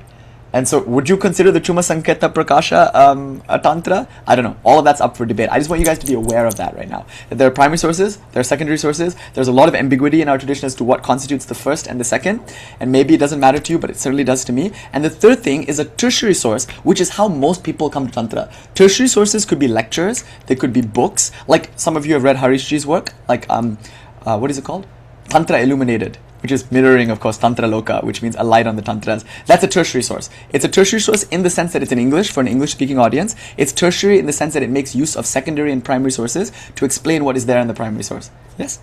I'm going to offer a fourth source now. The fourth source is Sangha, is community, and how that community receives tertiary, secondary, and primary sources, and how that community then reifies amongst themselves their understanding of that source. This is usually a socio-cultural thing that happens, where everyone just maybe in an unspoken way comes to agree what certain things mean, and come to maybe also in an unspoken way enforce their agreement. And a fourth level of the revelation is so dangerous, because there we just are forced, I think, almost by peer pressure, to accept interpretations that the community has articulated for themselves, often unbeknownst to them even, based on how they're interpreting tertiary, secondary, and primary sources. That's how religions are made, and I resent that. And I've not wanted to be a community for a long time, because I was worried that it would emerge some kind of way of dressing and speaking, some kind of way of relating to one another. I was just worried that people would parrot the forms and parrot the teachings without ever themselves interacting with the teachings or feeling into them enough for them to shine forth in their lives. Sahana bhavatu, sahana bhunaktu. Okay. So let's get into some primary sources, yes? Let's look at the Vijnana Bhairava first. Okay, my project today for the next hour and a half or two, and we'll take some Q&A. I'm just going to sit here for a little while, because the Yogini Hridaya is so beautiful that Devi and I started it just for fun. The other night, it was maybe midnight or 1 a.m. or something. We finished at 8 a.m. and we didn't feel time at all. It was just the kind of text. And then I did that only so all I wanted to do, you guys, was I just wanted to chant the Sanskrit. That's it. I just wanted to sing a song. And then I thought, Devi, she's here. Maybe we'll just do it in English. It might be cool for you to hear in English. So I was going to just do a loose translation of the Sanskrit. Then I thought, hey, wait. Janti has translated Padu's translation of the Yogini Hridaya. Maybe I'll just use Padu's and Janti's translations. That would be much easier. So my only project was to read translations after I sang the verses, but then it got out of hand because we started just explaining and talking about things. So we were spontaneously doing exegetical work, and when I got to the end of that, around 9 in the morning, I had a feeling, a sense that something important had happened. And I went into the Kula chat and I looked at everyone's messages to see how everyone else was feeling this. And interestingly, Ananda today confirms to me that he just spontaneously felt like studying the Yogini Hridaya. I invited him over yesterday. I got back from some travels and I'm like, dude, come over. I have something to tell you. My heart is broken. I want to talk to you about it. And he was like, I'm in a Yogini Hridaya binge. And I'm like, okay. Goddess, bros over hoes, that kind of thing. It's sisters over misters. It's no, Devi over Depresso Espresso, right? A valid choice. But I thought, it didn't even occur to me that I posted the recording from that little discussion. But then I was like, whoa, he independently was on a Yogini Hridaya binge. I was like, okay, cool. That's exciting to me. It's exciting. So let's do that. Let's look at the Yogini Hridaya. I'll take my time with it. Let's look at the Vijnana Bhairava. I'm in no rush. I'm just going to slow down now and take my time and let it go where it wants to go. Please come and go as you like. And if you're still here by the end of this, if any of us are still here by the end of this, let's take some questions. But also, I want to open the floor now, and I want to say that I want to do this satsang style, not lecture style. I'm just going to read verses, chant them in Sanskrit, maybe read you the English translation, but probably mostly do my own translations because I'm usually not quite happy with the way certain things have been rendered. Having done that though, I just want you to know that at any time, you guys, in the course of our discussion, because I'm going to be taking my time, don't wait for the Q&A in the end. At any time, should you have any questions, please ask. I know some of you are serious practitioners. Some of you are in the Krama, in the Sri Vidya, and this is directly relevant to what you're doing. This is the Mahavidya. This is the core teaching, as it were, revealed by Lord Shiva about the Sri Chakra, about the 9 levels, about the pūjā, mantra, and more importantly, about the chakra itself. So I would expect that you would have questions. Not to put you on the spot, no pressure, but I think you will have questions. I hope you will have questions. And if you do, whether it's about translation or historical academic points that maybe seem tangential or secondary, and most importantly, spiritual ideas about your own practice and your own assimilating of this knowledge, maybe it's different from what you've heard elsewhere, I invite you now and always to clarify those things. You know? Just please, at any point, raise your hand, ask the question, and even if it derails the entire discussion, who's in any rush, right? Yeah. Okay, cool. I have Yes, a question. please. Random as heck, kind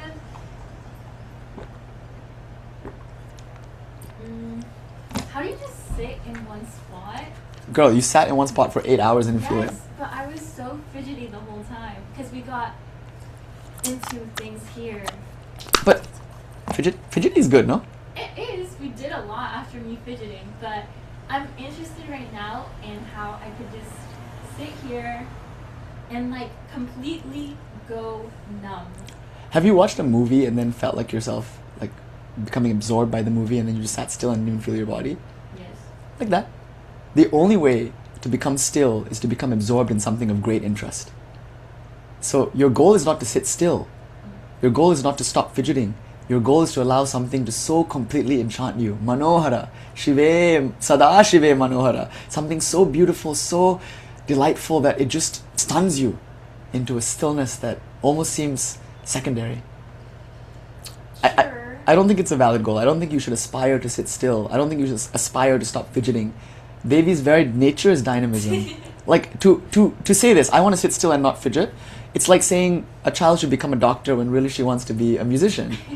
You're like, it's telling Devi, prakritaiva chakarmani kriyanani sarvasha. You're telling your body and mind, which are prakriti, whose inherent nature is dynamism, that it should do something contrary to its nature. And it's not to say stillness is contrary to the nature of prakriti. It's just that it's impossible to be still forever. And when stillness comes, it comes naturally. And so I'm saying to you, you can be still. You can be non-fidgety. But don't try to be. Don't try. It should be natural, easeful.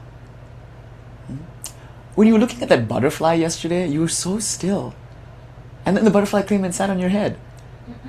No? See, that's my whole point. The butterfly didn't come and sit on my head while I was there sitting still. I came by... The butterfly came by me playing with it. Yes. And I can do that and also be still. But the butterfly didn't come when I was still. It was playing and moving, and I'm interested in why I, as someone who could bring in a butterfly by playing, would want to sit still and meditate as the silent sages do in complete stillness. Yeah. And complete eyes shut. Have you met those sages? Did you meet the Buddha? I don't like that the Buddha is depicted as a silent sage. You know, he looks like a statue that white people put in their gardens as a symbol for peace. But I mean, there's a road north of Kashi in Bodh Gaya, and the locals say, these are oral traditions passed down for centuries. They say the Buddha used to pace up and down the street, agitatedly looking for people to whom he could reveal his teaching. Like, the Buddha allegedly is an agitated guy. And we know this because many of us saw I didn't see Ramakrishna, but I saw someone who saw Ramakrishna. And Ramakrishna was a pretty agitated guy. Like, he was singing and dancing and moving around, and he's kind of ADD sometimes. I just think that you have downloaded through our cultural marketplace of ideas an idea of the sages, which could be true, but I don't think necessarily has to be true. You want to be a silent... It doesn't have to be true, but if some people have said it's true, I want to be able to be inclusive and say that it's true too. Yeah, on but... a deep level. Okay, I'll put it this way. I don't know how to teach you to sit still and not fidget. I cannot teach you to sit still and not fidget. Okay. I only know that when you were playing with the butterfly, it wasn't important to you to sit still and not fidget. You were just absorbed in the moment of playing with the butterfly. I can teach you to play with butterflies, but it's something you already know how to do. And I also know that when the butterfly sat on your head, you just became still. Not because you were trying to be still, but because you were so excited that a butterfly was sitting on your head. Wasn't that so cool? I don't know. I just want a butterfly to land on your head, and then the stillness proceeds from that naturally. You know? That's I teach Sri Vidya. I'm not teaching yoga. I'm not teaching Vedanta. So if you're asking, how can I sit and be still? I think it's a valid goal. I don't think it is, and I cannot teach it. I don't have that Vidya. Have you seen me sit and be still? I don't know how I do that. But I only know that I don't think we thought about that when we were doing 8 hours of this the other night. It's just we got up and we're ow. But we never said ow during. Did you notice? It's beautiful. It's just natural. This is sukhopaya. It's just natural. And even if you want to sit and be still, you also want beauty, you know? You want something magical and beautiful and profound and meaningful. My claim now, in response to your question, is that what we're going to learn, and you know because you already learned this the other night, is so beautiful, so profound, so meaningful, that when you start getting into it, you will naturally and effortlessly become still. And that is a consequence of your absorption. Stillness is a fruit. It is a consequence, not a means. Yeah. Or Xanax. There's that. You know. Or have Bhairavananda hit you on the head with a flute or something. He won't. He's a mild Brahmin. But then you'll be passed out and you'll be still. Jayarata makes fun of this. He says it's a coiled serpent sleeping. What, you want to be like walls and rocks? Except walls and rocks are not still either. You know, even if you sat still, from a quantum mechanics point of view, there's no stillness there. Every atom is just full of movement. All I want to do is be in alignment with what the universe is. And in this universe, I see no stillness. It's all dynamism. And even Shiva is not still. Shiva is space, inclusive of all dynamism. Yes. Does that, at least to some extent, satisfy you? If not, assuage you. Yeah, what we're going to learn now is not about stillness. It's not really even about meditation. It's about mantra, it's about pūjā, and it's about art. And so dynamism is inherently already part of the tradition. And therefore, the practice itself is dynamic. Right? It's not meditating on one point. It's meditating on a bunch of different visual things. It's contemplative. What is it in the Yoga Sutra? Artha Bhavana. Tad Japam Tad Artha Bhavanam. What it means to repeat a mantra is to actively and dynamically contemplate its meaning. Bhavana is dynamic. The word bhavana means a creative, imaginative visualization. So in the meditation, there's no stillness. In the meditation, it's super dynamic, but it brings peace. It brings, what you mean maybe by stillness is rest, peace, a blessedness, a sense of just being grounded. That the practice can give. But it gives you that grounding through a very dynamic, very fluid, very mudra. The word mudra is described as a dynamic flow of delight. It gives you this through mudra. Bhavana and mudra, yes. So, I mean, my feeling is that we have an idea about what spirituality looks like. And I'm going to include that idea by saying that it might be valid for certain people, but not for me. I just think that, like, it's overemphasized, stillness. It's fetishized almost. Stillness and quietness is fetishized. And they're great. Stillness and being quiet is great. I just don't like when women are told to keep quiet. And I don't like when women are put in tight dresses and high heels and made to feel uncomfortable and then made to be okay with their discomfort. I don't like when women are institutionalized, when women are put in prison. I don't like when people are incarcerated on any level. And it feels like a lot of these views to me are incarcerations of thought. They tell you shouldn't ask questions, you shouldn't disagree, you shouldn't dance, you shouldn't move. And somehow when you're sitting to worship Mother, fidgeting would be a problem. I've never once felt that fidgeting while meditating is a problem in others. I felt it in myself. And I tried my best to sit without fidgeting, and if I were to so much as scratch my face because I was itchy, I would punish myself in my mind as not being a good meditator. Maybe that did me some good, but I cannot do that to another person. And nor do I like it when it's done onto women especially. I think it's done in so many different ways, and spiritual traditions are no different. They're doing the same thing that schools do to children, that systems of justice do to minorities. Confine them, incarcerate them, and make them feel bad sometimes for the way that they naturally are. I don't know. Anyway, that was a cool tangent. And a little mini crash out. Rant. Finished. Now let's start the Yoga Nidra. Okay, all I want to do now is I want to start with the opening verses of both these texts. I want to do them side by side. Oh, one of my projects today, in the time that we're going to have together, however long that turns out to be, is I want to talk about cakra, because that's a word that's very popular in yoga studios, in yoga teacher trainings. The word cakra comes up, and it's often meant in this post-classical sense of energy centers in the body. They're described as wheels, they're described as lotus flowers. In a more classical context, they might be described as voids, or as yonis, or as mouths, or even as eyes, as pramatras, as seers. There are 7 levels from which you could see and experience reality. They're not necessarily in the body though it's very helpful to think of them as being in the body. So the Yogini Hridaya will talk about chakra, but by chakra it means the Shri Yantra. So chakra is a word that means wheel, but it's synonymous with maṇḍala and pūjā. In classical Tantra, the word chakra means family or circuit or a city or retinue of deities that attend to the one central deity with her consort. Like chakra means something very different in classical Tantra. And even in post-classical yogic Hatha Yoga inspired Nath Sampradaya Tantra, there too it means something very different, where the locations of the chakras might surprise you.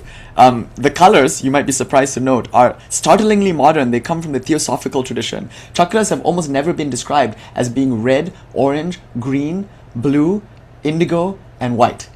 That's something that Leadbeater in the Theosophical world introduced and became very popular. It became very popular. Now in India, you go and like talk about chakras, and they will use the color scheme that a Theosophical guy in America invented. And I'm not saying it has no value. That was his vision. He, in his like mystical experience, saw the chakras as those colors. And I'm not saying chakras don't have colors either. Of course they do. And the Yogini Hridaya is going to teach you 5 different colors for the chakras: yellow, smoky gray, white, and red.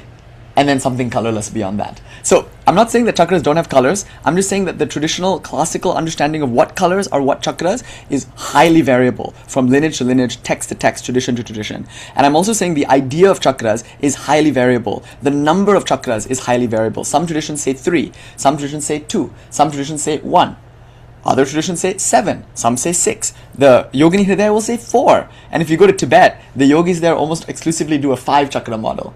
And the 5 chakra model is very kubjika. Probably comes from Nepal and the Kubjika Mata and whatnot. So 5 is a very traditional numbering for the chakras, obviously, because 5 heads of Lord Shiva, 5 powers, 5 actions, 5 elements. 5 makes sense. We offer 5 items in puja, panchamakaras. Like obviously 5 is a very important number to us. Even in this text, you'll see it's 4 plus 1. We're using the 5 model, but we're describing almost exclusively 4. Because the 5th thing cannot be described. The 5th thing is the one thing in which the 4 things exist. Waking, dreaming, and deep sleep have been described as 3 things existing in one 4th thing called Turiya. We're going to introduce a 5th thing called Turiya Tita. So now even Turiya is one of 4. And those 4 are present in the one Turiya Tita. So we're going to use Mandukya Upanishad ideas. We're going to use Yajurveda ideas of the 5 things, the 5 Pancha Brahma mantras. Pancha Brahma mantras from the Taittiriya Upanishad might be the source of our 5-ness. And later in the Pashupata Sutra, we get the 5-headed Shiva. It might be representing those Pancha Brahma mantras. So 5 is obviously important. And I want to introduce you today to the 5 chakra model, and more importantly to the Vijnana Bhairava's 12 chakra model. Because the 12 chakra model from the Vijnana Bhairava is probably coming from the Shabda Brahma Vadins, Vakya Padiya, and there are 12 levels of the word. Nada, Bindu, Nada, Naranta. You're going to be introduced to levels of the word beyond just U, Ma, and Turiya. Beyond just Vaikari, Madhyama, Pashanti, which are also terms that we're going to engage with here. Madhyama, Vaikari, Pashanti, these are all words from the Shabda Brahma Vada. Yes, they're almost uniquely found in those traditions, and we've assimilated them. And we're going to add to them. We're going to say there's Shakti, there's Vyapini. We're going to add new words and reinterpret these words. So all this gets very confusing because we're using the same terms that other traditions use. Like the word yoga here means something very different than what Patanjali means. So we're going to use the same terms that other traditions use. We're going to engage many different traditions in the course of this one Yogini Hridaya, making it a very Purvamnaya text, a very inclusive and broad and far-reaching text, which is why it's hard to study. It requires so much context sometimes.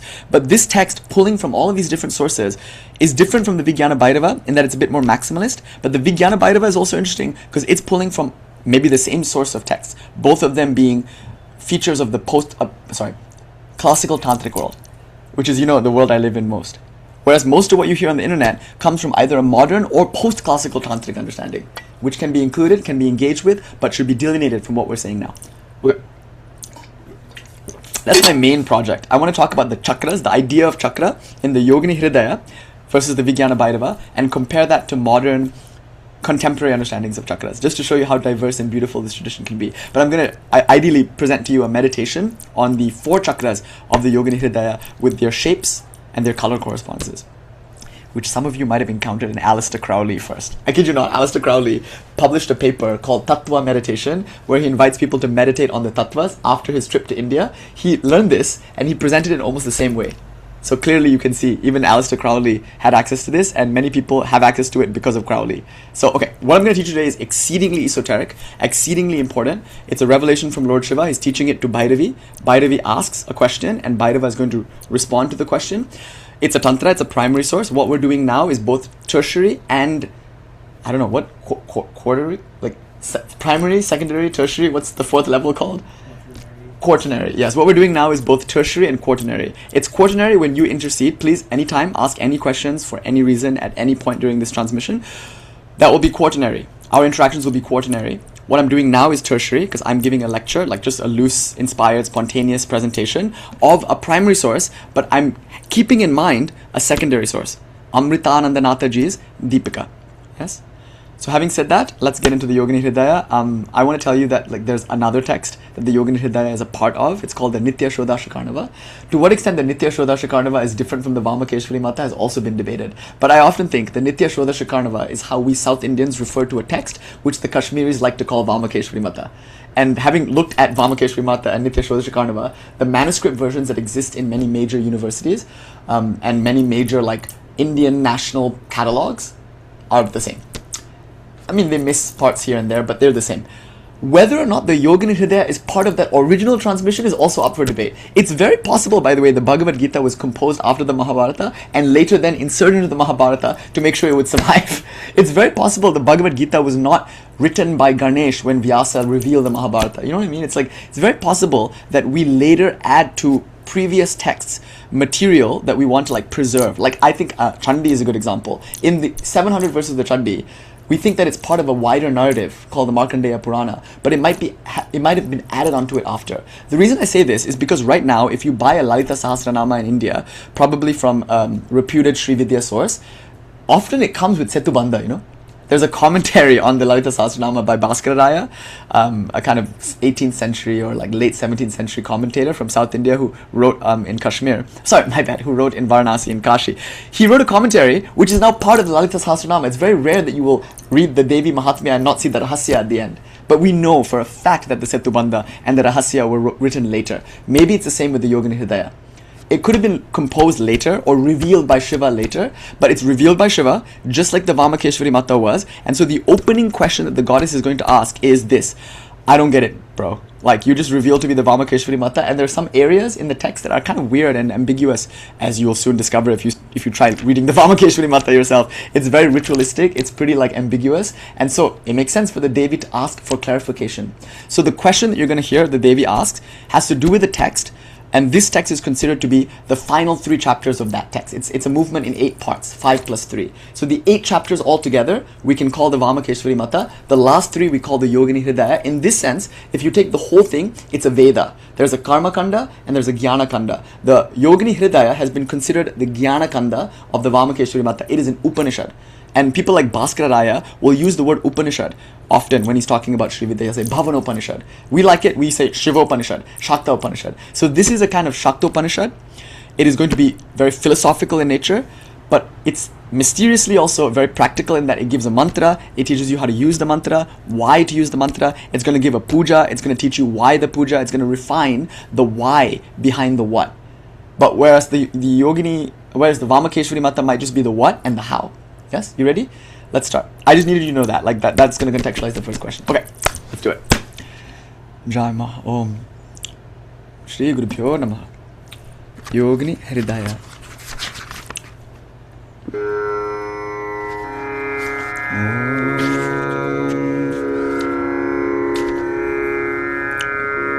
Jananim Saradam Devim Ramakrishnam Jagadguru Padapadme Tayo Shritva Pranamami Muhur Muhur Om Shri Saradarpanamastu Shri Devi Uvacha. The goddess named Shri, or the auspicious goddess, says, Deva Deva Mahadeva Paripurna Pratamaya Vamakeshwari Tantresmin Agyartas Tvanekashaha Tam Stanartan Asheshena Vaktum Arhasi Bhairava. Ashesha without remainder. Asheshena Arhasi Bhairava. O Mahadeva, you who are the god of gods. She's almost like buttering him up. I like how she's like, oh baby, you're so handsome, you're so powerful, I love you so much. By the way, can you do this for me? You know, right? Is that cute? Deva Deva Mahadeva. Oh God of gods, great God. Now I'm just gonna use Janti's translation. I'm gonna clarify when I'm using Janti and when I'm just loosely translating, but let's use Jayanti for the most part. O God of gods, great God, expanding in total fullness, paripurna pratamaya, expanding in all your fullness. There are in the Vamakeshvari Mata Tantras many unknown elements. And now when she's saying Vamakeshvara Tantre, she might be referring to a specific text. Okay? But also, we can just take the word to mean what it means. Vama, Vamaka Ishvara, the lord of this goddess named Vamaka. Vama is a goddess actually in this text. So Rudra Yamala doesn't necessarily refer to a text. We always say this is from the Rudra Yamala, right? Karpuradi is from the Rudra Yamala, Vijnana Bhairava is from the Rudra Yamala. Weird. They're very different. So I doubt that the Rudra Yamala is an actual text. And I'm sorry, if you think you have the Rudra Yamala, I'm going to disagree. I think it's just been called that. But I don't think we know what the fuck the Rudra Yamala is. Let's be honest, as scholars and academics and as lineage holders, and let's just admit this. The Rudra Yamala just means the union of Shiva and Shakti, which is all the Tantras. So Rudra Yamala is almost like just a pet name for Tantras. And it's what you put in when you don't know what the Tantra, where it comes from. When you have a piece and not the whole, you just assume the whole is the Rudra Yamala, and you're right. It comes from the union of Shiva and Shakti. Yamala here doesn't just mean sexual union. Like we've discussed in previous lectures, it means also a dialogue. Because intellectual rapport and sexual biological oneness can be conflated. The Vaktara means both the mouth and the yoni. So with this in mind, Vamakeshvari Mata Tantra might act in this verse the way the word Rudra Yamala acts in the Vijnana Bhairava. It just means the Tantra, meaning the teaching of that lord of the goddess Vamaka or Vama. It also means the lord of the left, Vamanatha. It could mean Vameshwari, Vameshwara. So the teachings on Kaula or Vama Marga, there are many of them. There are Tantras. And there are some points that I'm not quite clear about. Can you clarify? Or, like more traditionally we say, it's the text called Vamakeshvari Mata Tantra. So she's saying, there are in the Vamakeshvari Tantras many unknown elements.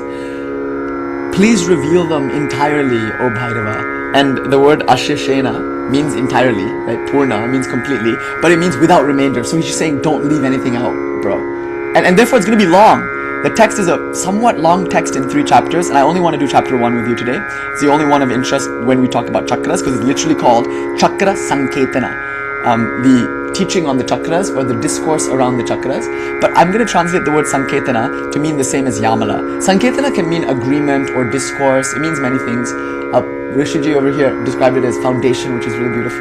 The Prasthanatraya, the triple foundation of Tantra, are these 3 Sanketanas. Chakra Sanketana, Mantra Sanketana, and Pūjā Sanketana. To practice Tantra authentically, you need to have the chakra or the maṇḍala, which I described to you last time as being the goddess. So you need to know something of the goddess, which is philosophical in nature usually, diagrammatically represented. Then you need to know the mantra of the goddess, which is synonymous with the goddess, which is the sound equivalent of the spatial representation. So it's the sound or the audio that attends to the visual, which is non-different from the visual. So you have this visio-audio experience of the goddess, which you then interact with through a ritual. So we say yantra, mantra, tantra. Here it's called chakra, mantra, puja. And they're all called sanketanas. So the sanketana traya. And we'll in the course of time, in the course of our discussions, we'll explore all 3 sanketanas. We've already said a lot about mantra, now let's talk about chakra. I'm going to call the sanketana a union, a discourse, a dialogue, or a sexual, blissful union, which is a metaphor and a reality that this text takes very seriously. I'm going to give you 4 key words to understanding Sri Vidya. The first one is Sundara, beauty.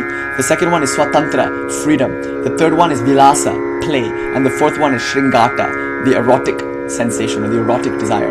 So Sri Vidya is at its base a Shakta tradition. Shakti means power, and this power, this Shakti, the deity, Devi, this Shri Devi, this Lalita, this Tripura. Her name is going to be Lalita, but we're going to use the word Tripura here. The name that Shiva gives for her is Tripura. Tripura, who diversifies as Ambika, Vama, Jeshta, and Raudri, who you'll all meet in the course of our study. Tripura is that which is beautiful, beauty itself. She is that which is free, it is freedom itself. She is that which plays, it's play itself, and as Bhairavji pointed out earlier, a very exalted sense of the word play. And she's the erotic. So we could say Lalita is the erotic, playful, ever free, ever blissful, beautiful consciousness. The reality that is beautiful, free, playful, and erotic. So erotic terms are going to be used a lot.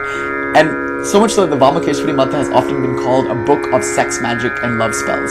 It's possible that this started out as a tradition of like love spells among kings in Indian courts. Like that, there are arguments that people make in secular context, in academic context, where it gets euhemerized. It brings in elements from Purvamnaya, from the Trika, brings in elements from Uttaramnaya, from Kalikula, from texts like the Jayadratha Yamala, Devya Yamala Tantra. It brings in texts like the Kubjika, and then these elements added to the Vamakeshwari Mata makes it a tantric text. But maybe the tradition in the beginning was not about yoga or moksha or siddhi. Maybe it was about boga, and boga specifically in the sense of sexual bliss. So I just want to point out that the sexual imagery here might be carried over from a secular academic point of view from a previous tradition of love spells and love magic. More likely though, it's coming from an understanding of reality that is innately erotic, innately beautiful, innately free, innately powerful. And so Shakti is synonymous with Lalita, and Lalita is synonymous with the playful, blissful, autoerotic divine, which is always self-expanding and which when contracts in the way of the pleasurable contraction of muscles that happens during an orgasm. So when you come, that contraction is not felt as an obstacle, it's not a problem. Contracting, limiting, that's desirable actually. So to limit yourself to 3 words is actually quite thrilling. If you want to say something really deep and really profound, you only have 3 words to do it. It's thrilling, no? The other day we were sitting in a Nepalese restaurant and Devi asks Rishiji, okay, in 3 sentences, tell me the link between AI and Vedas. and that's exciting. It's a thrilling project to take a canvas and be limited to the 4 sides of the canvas and see what you can do with it. And see what Asha Devi can do with it, you know? You take like a rhyme scheme, and all of this is in meter. You take a rhyme scheme and say, I'm confining myself to 16 beats per half verse. Let's see what I can do with that. So there's nothing problematic in this tradition with contraction and limitation. There's similarly nothing special about expansion. Both expansion and contraction are seen as the playful, ever powerful, ever blissful, ever free expression of the goddess. So therefore, Sankocha or Vishvomayam, and then also Vikasha or Vishvotirana, both the immanent and the transcendent are movements, dynamic movements of the goddess, and she's always turning towards and turning away. When she turns towards the world appears. When she turns away from the world disappears, and she seems to always be doing both. So in the Spanda Karika, we call this the opening and closing of Lord Shiva's eyes. So Shiva is Unmesha and Nimesha, because Nimesha has the connotation of closing your eyes. So this is Nimesha, this is Unmesha, this is Nimesha, this is Unmesha. So blinking is a metaphor that we use for the way the goddess works. Spanda just means to pulse or throb. Spadi kinchit chalane. The definition of spanda, the dhatu there, spadi, it means little movement. Spadi kinchit chalane, like a tremor or pulse. So the goddess is always trembling. And in the Abhinava Gupta Dhyana Shloka, you see there are scholars learning. Shema Raja is there taking notes. There are dancers dancing. There are people debating, there are people maybe scamming and trading. Everything is happening in the pravachana space, in the discourse. Abhinava Gupta is giving this revelation. It's a maximally rich environment, and he's described as trembling with ecstasy. So Abhinava is not described as sitting still. He's not a rishi in calm contemplation. He's playing ektara or veena. We often substitute veena for ektara because the veena is more complicated and more respected. Ektara, I think, is valuable because it's a folk instrument. Abhinava is playing an ektara in the Madhuraja, right? And the ektara means he's versed in folk traditions that you might not even respect. Gramya Vidya, it's called.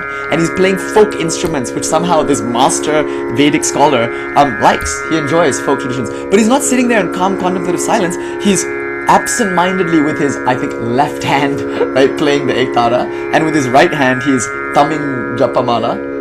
And his eyes are fluttering. The idea of the eye blinking in the Spandakarika is there, with Abhinava's eyes fluttering, because Shiva's eyes are always fluttering. But more importantly, he's trembling. It says he's tremoring with bliss, with Ananda, Mahonanda. He's intoxicated with God, so he's trembling as he plays music, as he thumbs the rosary, and as he teaches. And in his teaching, Shema Raja is dutifully recording. You know, that scene is very important. So I just want to point out that before we start, you're going to hear a lot of words like Sundara, Vilasa, play, Swatantra, freedom, Vikasa, expansion, Sankocha, contraction. I just want you to know off the bat that there is no negative connotation to contraction here, no negative connotation to the world or to immanence, nor is there any fetishization for expansion or for transcendence. And by the way, oh, sorry, my bad. I was like, okay, cool. Are we ready? Disclaimer, immanence, transcendence. Cool. Very important though, because as you come into this text, I know for a fact we're all of us coming in with our preconceived notions, probably inherited from the internet, maybe even from other tantrics, where it would be a problem to contract. If the world is a problem, where power is a problem, all of that, you must leave at the door before you even approach the goddess. You must leave your judgments and your conditions and your preconceived notions behind. Now, Devi has already studied something, the Vamakeshwari Mata Tantra. The question then is, do we have the Adhikari? Can we study this text, we who have not maybe studied the Vamakeshwara Mata or the Yoga Nitya Shodachakarnava? I don't think so. Because it doesn't imply, and you'll see later when you get Shringara, Shringata I think. The word Shringata is used, not Shringara. Shringara can mean jewelry, ornamentation. Shringata, yes. But you know, Shringata comes from Shri. It comes from auspiciousness. With that in mind, let's get back into this verse. I don't think it's saying that you need to have studied the Vamakeshwari Mata. I don't think this is about Adhikari. And I know that must be the case because this is a private conversation between God and Goddess. She obviously has the Adhikari. And if she didn't, Shiva would say so. As he did in the Kubjika Mata. Like there are many places where Shiva is like, but first Goddess, you must, you know. He's very rarely going to do that because what must the Goddess do? She doesn't need to do anything. She's full. Now, continuing. I will just do verses 4, 2 and 3. Let's do verses 2, 3 and 4 now. Shri Bhairava Uvacha. Bhairava responds to Bhairavi. Shrinu Devi Mahaguyam Yogini Hridayam Param Tvatpritya Katayamya Adhya Gopitavyam Visheshataha Karnat Karnopadeshena Sampraptam Avanitalam Nadeyam Parashishebhyo Nastikebhyo Nacheshwari Na Shushru Shulu Sanam Cha Naivanartha Pradayinam. Now comes the Adhikari.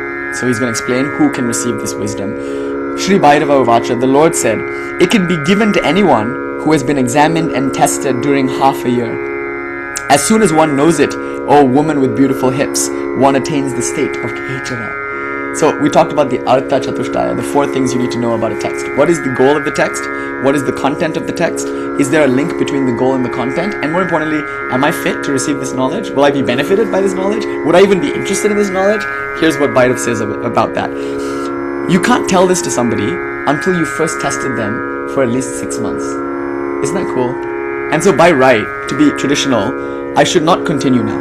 The knowledge that is about to be revealed should only be revealed to those who for at least 6 months have been in the community and have been in front of the teacher, or at least can be vetted as being truly sincere. Right? I am going to amend that and say it's very unlikely that in an hour and a half a person would still be in a Zoom room if they weren't sincere. I don't know. I mean, maybe starting off from the very beginning, the teaching, maybe I would feel an issue of conscience there, because these are my scriptures. These are what I was as a boy taught to revere as like axiomatically and religiously true.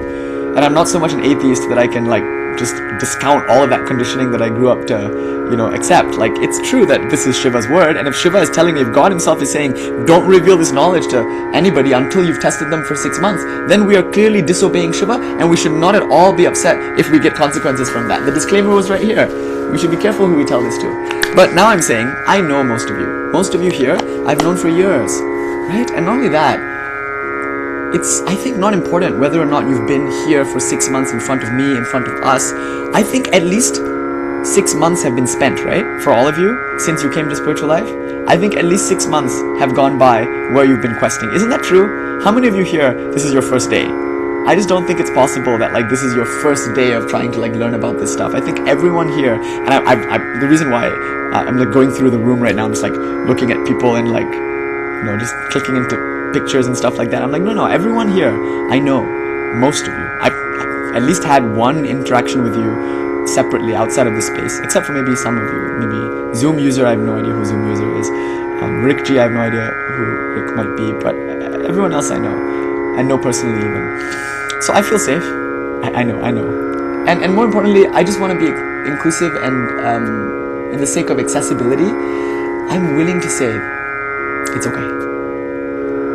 And now I fully and voluntarily, with consent, accept any consequences that will come of this. Because the rule was, don't give this knowledge to anybody until you've tested them for 6 months. But also it says, you can give it to anyone though. who has at least for 6 months proven themselves worthy of it. And we're going to learn in a few moments what worthiness looks like. So anyway, now with that in mind, let me just get into the Shinu Devi Mahaguyam Yogini Hridayam Param. Hear, O goddess, Shinu Devi, the great secret, Mahaguya, hence the instruction to keep it secret. Hear, O goddess, the great secret, Shinu Devi Mahaguyam Yogini Hridayam Param. So the great secret is called the heart of the yogini, or the great secret, which is the very essence, the very core of the goddess, who is here called yogini. She is known as Para. Para, this is now Param, the supreme goddess. Her very essence is the great secret. So I would translate this as, titular reference aside, I would translate this as, O goddess, hear now about the great secret, which is the supreme reality, the very essence of the goddess.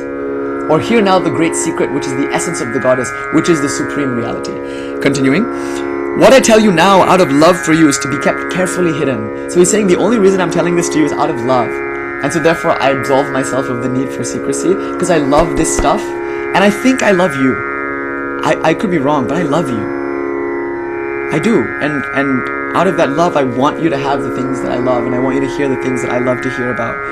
And so, hear now, out of love, this secret, which is to be kept carefully hidden on earth. Now he says, on earth, Tvatpritya, right? Out of love, Tvatpritya, because of this love, I'm going to tell you, Katyami Adya Gopitvam Vishesataha. You should understand that this on earth has always been taught and received by word of mouth. So therefore it's saying you cannot read this. It must be given by word of mouth. That's the tantric emphasis on guru, on diksha, on what is called gurumukhi, you know. So it must be heard. It is not to be written down, nor is it to be read. It must be heard.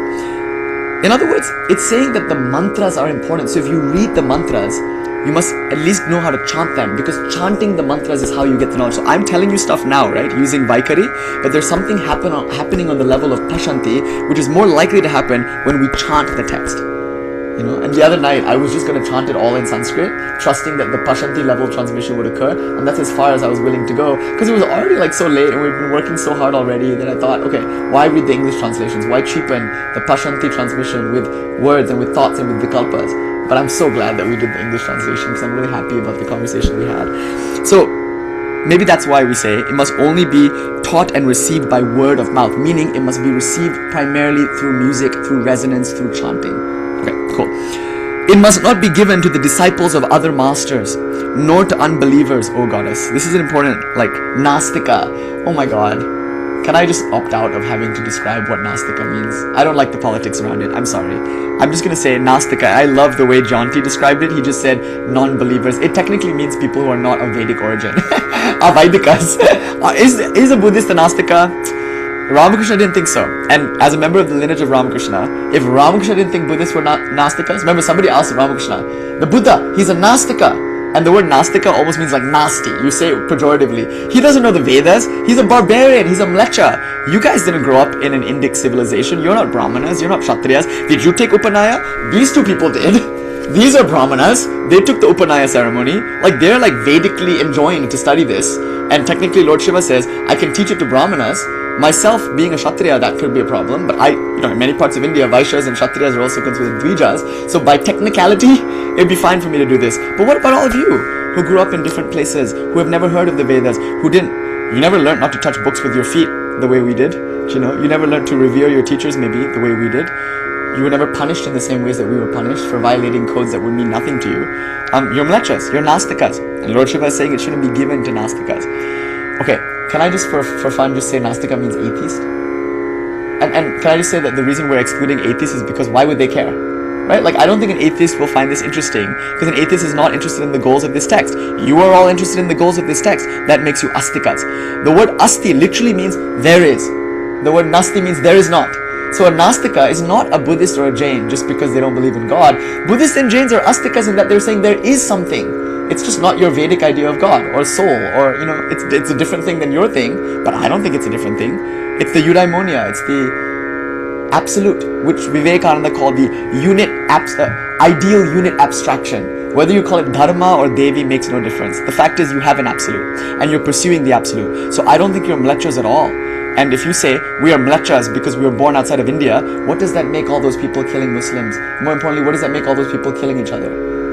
I will give my life for Pakistan. I was in the kitchen making tea. I was 20 minutes late to the lecture. Bhairav Anand was like, there are 8 people in the waiting room. Should I let them in? And we're like, you should let them in and say Assalamu alaikum. Just for fun. Like, I don't think the word barbarian is fair. Because if it means not civilized, then we can be just as uncivilized. And the Western world, I've met more Vedic-minded people here than sometimes I've met back home. So I don't think it has to do with the color of your skin, where you were born, what tradition you belong to. If you're an astika, it means you believe there's an absolute principle of reality. You're a believer, as it were. So I like Janti's translation. Nastika here means unbeliever. And more importantly, beyond the word Nastika, it should not be given to disciples of other masters. This has really confused me.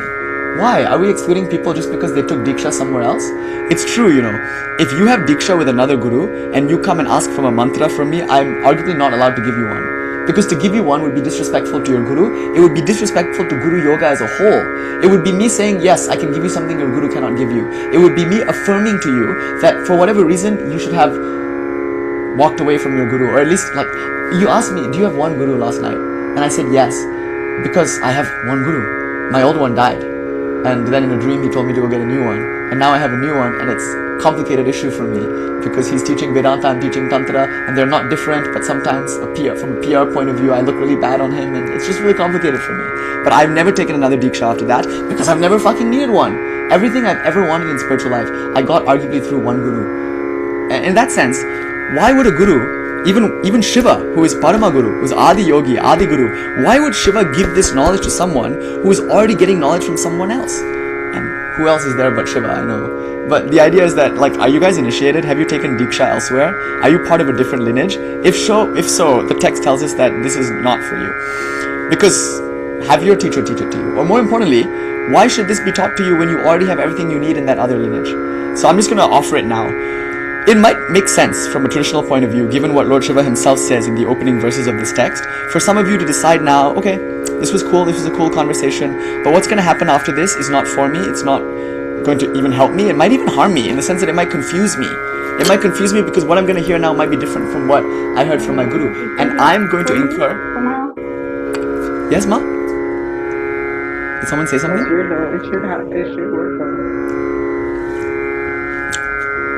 Is someone saying something? Hello? Okay, no, maybe it's like a... Anyway. So, maybe there's a karmic issue here where, like, if I teach this, and Shiva is teaching it, I'm just relaying it, but if I teach this, maybe it will confuse you. And if it confuses you, maybe that's a bad thing to do.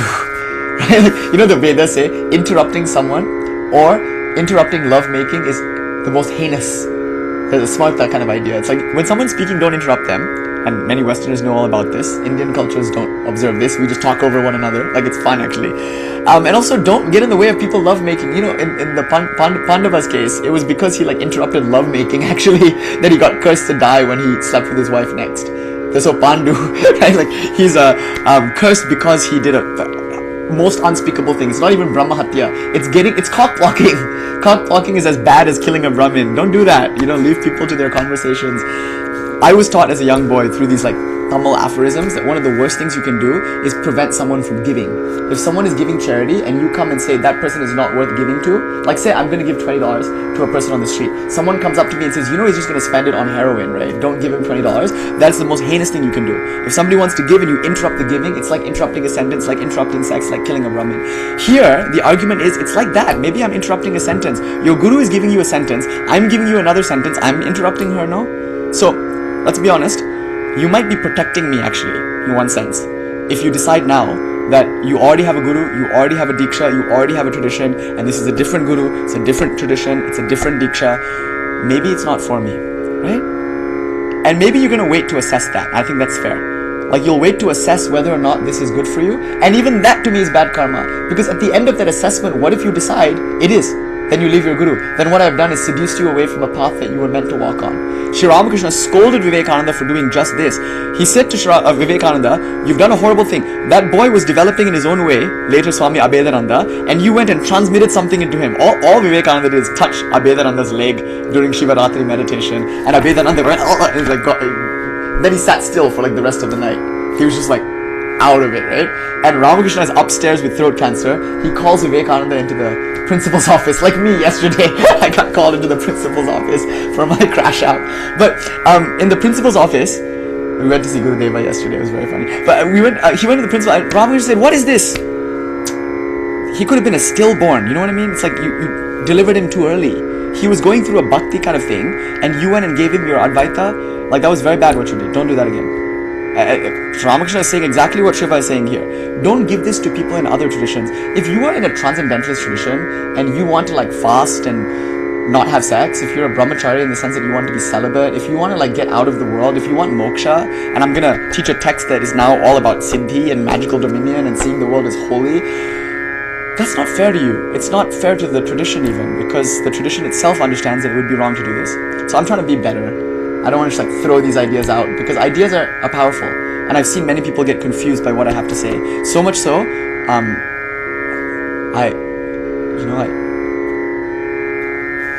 I just have to, I guess, confess that I haven't been as responsible that I could have been. Like, in the name of love and accessibility, I've been too eager to share things which I think are inherently good and inherently spiritually productive. But I've seen how when those things, after being shared, contradict or conflict with what another person was hearing, it then causes real harm in a way that I wasn't even prepared to admit.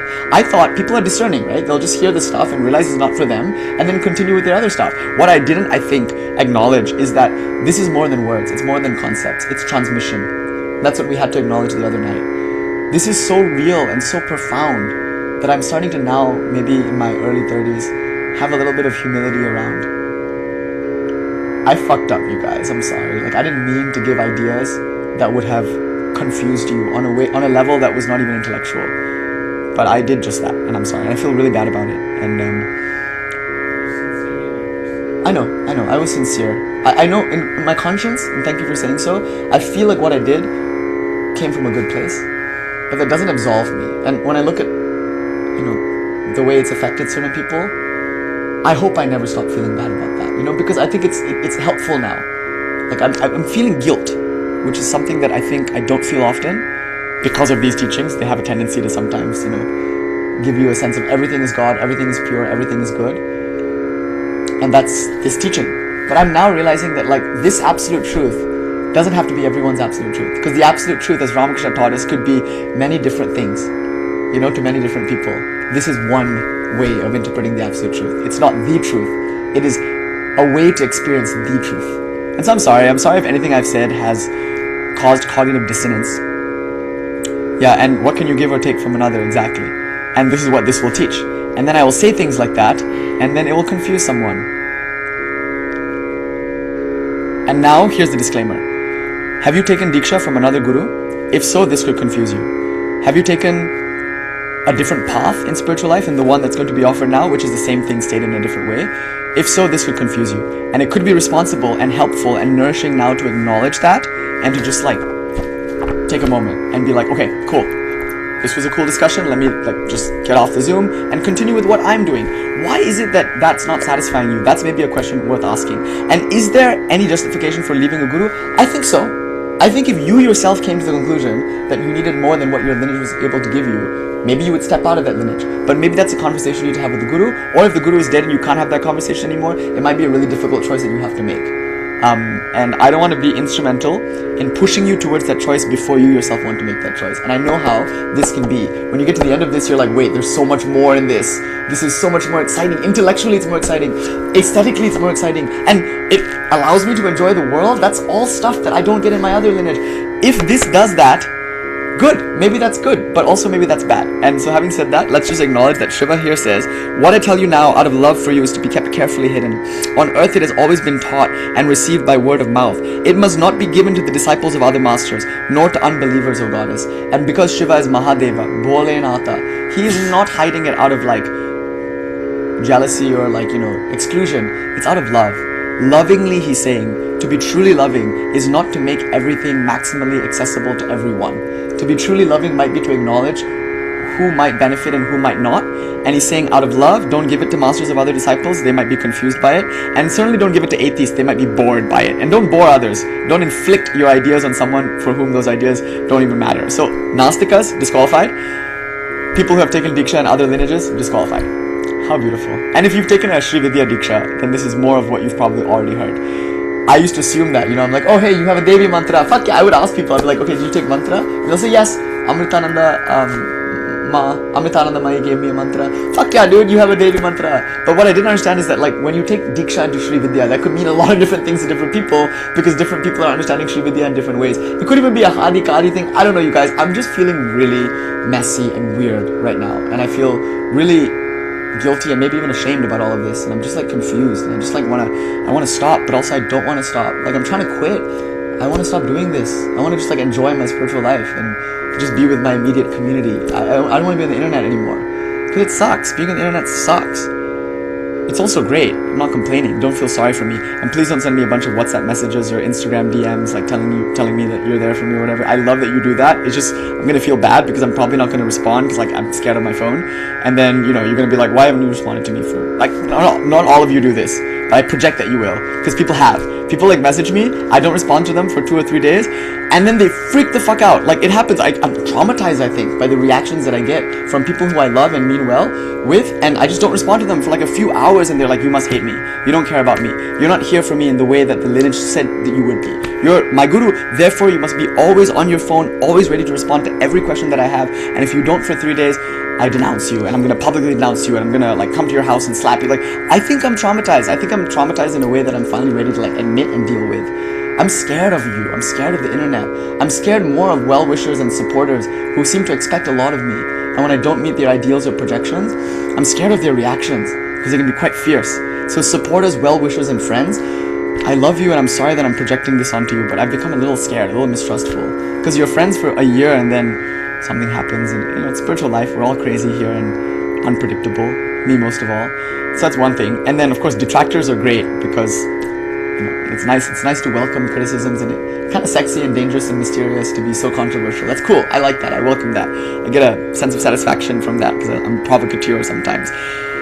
But it's also scary on the internet, and sometimes I just feel like I want to quit. I want to get out. I want to run and hide. I don't know how to deal with it sometimes, But it's there in the tantras. The disclaimers that I'm looking for are there. I just have to be more honest about them and more willing to like observe them. And maybe what I can say now is this. Lord Shiva has given a clear criteria of adhikari. Who is going to be a fit container for this? Who will this benefit? How can this be a loving intention? More than just because it's sincerely coming from a good place. How can it actually help someone?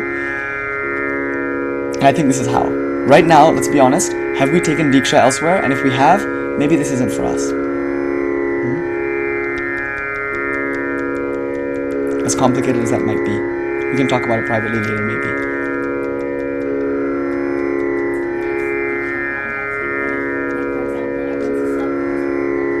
I know, right? That's the complication, right? Like, what is Diksha? I know. I guess, okay, I'm gonna post, let me just post that conversation we had about Diksha the other night. I'm just gonna post a thing, okay? I'm gonna post a thing on Diksha where we just talked a little bit about what might constitute Diksha, what might not, and that's an exciting and important discussion. And maybe it's a discussion we should have now before we continue to be really responsible, but let's take it up later. Because it is an important question. I just think it's too loaded and it will take too long to explain now. But maybe, I don't know, you're right, maybe I should do that now. Yeah, I know, and that happens a lot. You get a mantra from a guru and the guru just fucks off and is inaccessible. I don't know. I think we all have our own standards. Like, I asked my guru if I should take this other Diksha so I could learn Kubjika Mata. And my guru's like, yeah, absolutely, if you want to. And that's what I say to people, but I didn't. I'm glad I didn't, I don't know, you guys, I don't know. But all I do know is this. Right? I only know this. Lord Shiva is saying, if this is something of value to you, it must be because you're an Astika. That's the way I'm going to interpret this. If this is something that is just intellectually exciting, if you're curious about this, but you don't actually want the goal that the text is going to be giving, if you're not actually interested in spiritual things, and again, oh my god, right? Like, that's so complicated. All I can say is this. Shinu Devi Mahaguyam Yoginidayam Param Tat Tvat Pritya Katayam Yadya Gopitvam Visheshataha Karnat Karna Upadeshena Sampraptam Avanitalam Na Deyam Parashishebhyo Na Deyam Parashishebhyo Nastikebhyo Na Cheshvari Na Shushrusha Cha Naivanartha Pradayanam. That's all we can say. Let's make of this what we will. And I'm just going to leave it at that for now. O goddess, hear me. I will tell you now of the great secret, which is the very essence of the yogini, who is the supreme reality. I tell this to you out of love, but it should be kept hidden. On earth, it has always been taught and received by word of mouth. It must not be given to the disciples of other masters, nor to non-believers, O goddess, nor to those who do not wish intensely to hear it, nor to those who do not give over riches.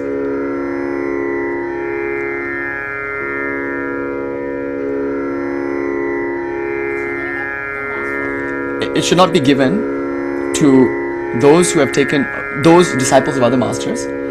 Na deyam parashishebhyo. Parashishya means disciples of others. It shouldn't be given to disciples of other masters. It shouldn't be given to nastikas. Nastikebhyo nacheshvari. It should not be given to those who don't have an intense desire to hear it, who aren't sincere. And by the way, that's easy to like. I think sincerity is easy. I think. You know, a person who's sincere demonstrates sincerity sometimes in terms of time, but not always. Sometimes you just pick it up. You just intense, like they have an intensity to them. You know that they're interested and you know that they really want this knowledge and it'll be valuable to them. I think sincerity to me has always been the only qualification. I've been sincere, people have been sincere, okay, whatever. But now the next qualification in terms of adhikari is this: one who does not give over riches. So my interpretation has been this: this should be more valuable to you than all the money in the world combined.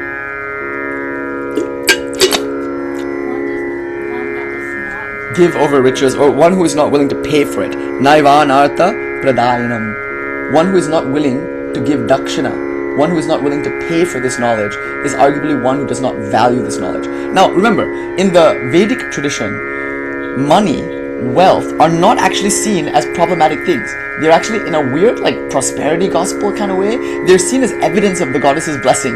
Good health, progeny, a stable life, and material well-being are all seen as spiritually viable and valuable. Kama, Artha, Dharma. It's like, if you practice the Vedas, you should be wealthy in a way. Like, you should have family, you should have love, your community should value you, and you should be able to like have offspring. So if you have no offspring, if you have no money, and if you're like societally hated, then maybe the goddess hates you. Like, you're doing something wrong. You're obviously not in alignment with the forces of the universe if for whatever reason you lack abundance. And I think money is not a good symbol for abundance, because we're talking about a culture whose currency was not necessarily abstract symbols of wealth. The currency in the Vedic world was rice and plantains, for crying out loud. You pay a brahmana not with money, you pay him with tea. And you got your payments. You better fucking sing later. You got tea, you got cake. Like, you don't give money. And I would be, I think, offended if somebody gave me money, as it were. You know, but the money keeps the lights on. It keeps us in rent. And I've never been willing to charge for these teachings because I know in my heart that would maybe affect these teachings. Right? I don't care for money, and I know you don't either, and maybe you shouldn't. And Ramakrishna always spoke against kamani kanchan, you know. But we're talking about abundance, we're talking about wealth. And it's so possible to have money and no abundance. We know this. Lakshmi can never visit your house and you could have a great savings account, right? We know that you can have all the wealth in the world and not be abundant. You could be a miser, even in a fortress with all your money. And you could have so much abundance, like the Christ, like the Buddha, like Ramakrishna, without even a single penny to your name. We have hang-ups now around money that are, I think, distinctly modern, that the Vedic society did not feel. And that's one cultural tension that I feel, where a lot of our hatred for money. And by the way, the Bible is very clear here. It's not money that's the problem, it's the love for money. It's greed that's the problem, not the object of greed. I think a lot of that comes from the Christian Abrahamic world, where we fetishize poverty. Monks take vows of chastity and poverty. It comes from maybe Mandana Mishra Shankara debate where Shankara won. You know, it's really hard for me to understand this point because I don't want to charge for this. And dakshina, we have to remember, is an important part of our tradition. So after a guru gives a mantra, more importantly, after you come to a community, you're expected to bring something to the potluck. To sustain that community, you should at very least bring food or something. And then that food is going to be something that can contribute to feeding people. So the better dakshina is giving a rendition of a song. You know, singing a song is dakshina. Doing seva can be dakshina. But all of that's been weaponized. There are some yoga studios that will say, okay, you can come and do yoga teacher training, no problem. We'll waive your tuition, but you're an indentured servant for the next 3 years. You have to do everything the yoga studio bosses tell you to do because seva is a currency too, right? Like the fetishization of seva and money as ways to like compensate a teacher, I think has gone too far. It's become scammy, and I'm very conscious about that. Like, you know, people sometimes accuse me of doing these for the wrong reasons, and I'm like, then I must suck at doing these things for the wrong reasons. You know, because like, why can't I pay rent then? Like, what it means like, I hate money. It's so weird for me. I hate receiving it. I like to give it all away. It's just something that I've like learned from Ramakrishna and from the world that I grew up in, spiritually speaking. And now we get a verse that says, this knowledge should not be given to somebody who is not willing to give over riches. I'm going to interpret it in the following way. So this is my tertiary exegetical take, okay? A person who values money over this probably doesn't even understand the value of this, right? This is so valuable because once you get this knowledge, you will have all the money in the world. You'll have wealth itself, because we're talking about Lakshmi, we're talking about Shri, that thing which money is only a symbol for, which sex and love are only symbols for, which the world stands as a symbol for. That thing is going to be given, not even taught about. That thing is going to be given. This is a diksha, as it were, from Shiva himself. This thing is going to be given, yes? And if it's to be given, it should be given to one who knows how to properly value it. And how will you know whether or not that person can properly value it? Well, because they're sincere. That was said just before this money thing. And more importantly, I'm so nervous, you guys, because I'm so afraid that after I say this, I'm gonna get like Venmos or something. Please don't. Please, please, please. I beg you, do not Venmo me after this, okay? Like after this, because I'm gonna feel really bad. I'm gonna think it's something that I said that guilted you into sending me money, and I'm gonna hate that you did that. I'm gonna fucking send it back, and it'll be the end of the conversation. If you want to help someone financially, I know maybe Tara Ma could use some help right now. Bye to be Tara Ma, like send her some money. If you want to send somebody money, send Tess money. Christ said, that which you do unto the least of ye, that you do unto me also. Maybe one way to support the Guru is to support the Guru's community. And if someone in that community is struggling, maybe you can support that person in the community, and that would be equivalent to supporting the Guru, supporting the lineage. Maybe it's like, I don't know, other forms of currency maybe. I don't know, but don't fucking send me money, please. I swear to God, if you send me money after this conversation, I swear to God, if any one of you, as a result of what I just said, sends me money after this, in any way, shape or form, I swear upon Kali, I will stop talking to you forever. Please, it's very important to me.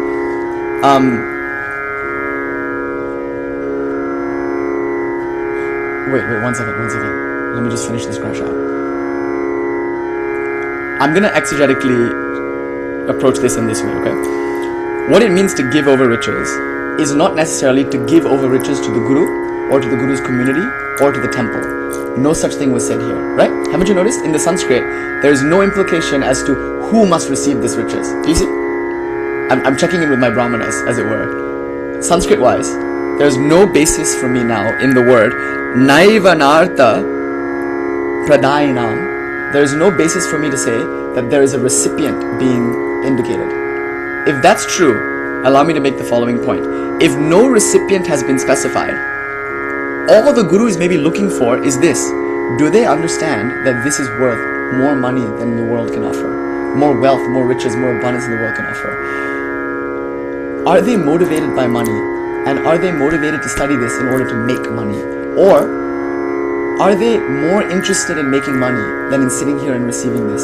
And that's easy to adjudicate. If someone has like a commitment or a priority and it clashes with this, again, I'm going to feel very weird saying this next thing because it's going to set up a standard that maybe some of you will like feel punished by. I'm not trying to do that.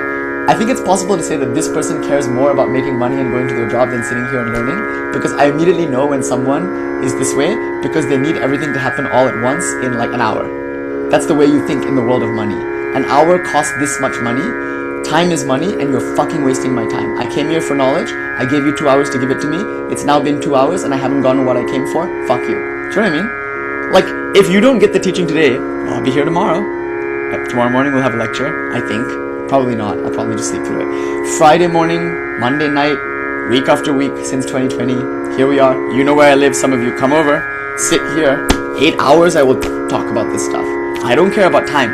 But if you care about time, that's okay. That makes sense. It's not necessarily because of money. You have other commitments maybe. And that's good. Please don't maybe guilt you into thinking you have to give time to this. It's not time. It's an agitation. Do you know what I mean? I think I'm going crazy. It's like an agitation that some people seem to have, this Sanshobhana as it were, but it's not an agitation towards spiritual knowledge. That agitation is very good. I get agitated sometimes when something is keeping me from seeing my guru or coming to the temple. Or that agitation is good. It's not agitation. It's agitation for things of the world, as it were. And Sri Ramakrishna was very sensitive to this. He would meet someone and say, no, they're not the kind of person for whom this will be valuable. And you can clearly see because there are other things that are more valuable. Right? Okay, so can I just, if you allow me, can I interpret this dakshina not necessarily in terms of money the way most tantric communities do? I'm not saying money isn't important. Of course we need to keep the lights on and pay rent. I just don't think it should be a barrier of entry. And I'm going to substantiate this claim by saying in the classical tantric world, you would have to give dakshina, which was monetary in nature, because at that point we did have symbols for money. It was no longer the rice and plantains kind of thing in the earlier Vedic period. It was money. However, the money that a student gave was always proportional to the income that the student received. So the money that a Kshatriya would give would be very different from the money that a Vaishya would give, would be very different from money that a Shudra would give. And maybe the Shudra might actually give more money than the Vaishya. Probably the Vaishya gave the most money, and the Kshatriya also probably gave the most money because the Kshatriya was a royal, and as a royal they probably have access to resources. A Vaishya as a merchant probably was also very resourced. A Shudra was unlikely to have the kind of money the Vaishya or the Kshatriya had. And therefore a Shudra might give $5 where a Kshatriya might give 500, where a Vaishya might give 5,000. You see what I mean? It's not, you cannot price these teachings because they are priceless. But you can adjudicate a person's valuing of these teachings through a kind of tiered pricing, if you will. Does that make sense? Do you see why tiers can sometimes serve as a certain metric for interest? Like, Kalidasi the other day asked for free lectures. I was offended. I'm just gonna be honest. I was offended. Not you didn't offend me, but I was offended to think that my lectures cost money. Do they? Did you pay to come here? And have I asked you? Have I made it in any way, shape or form an expectation? It's almost as if I was stung because I value access very much, and it's almost as if that person who you're referring to wouldn't have been able to access my teachings otherwise.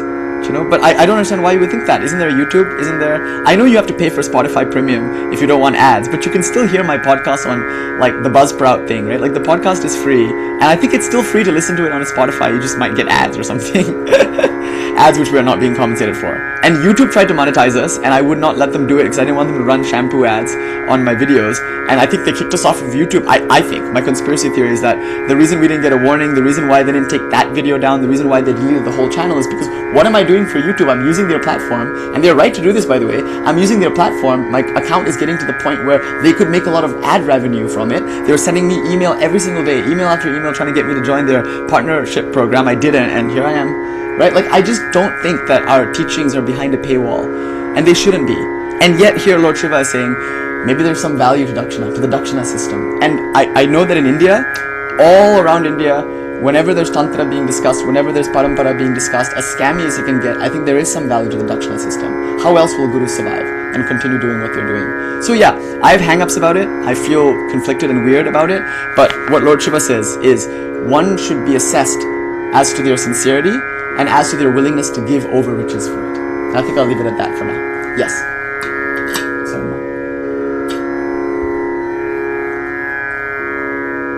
When you were saying all that, you also mentioned how in our culture we don't necessarily value material riches, like Yeah.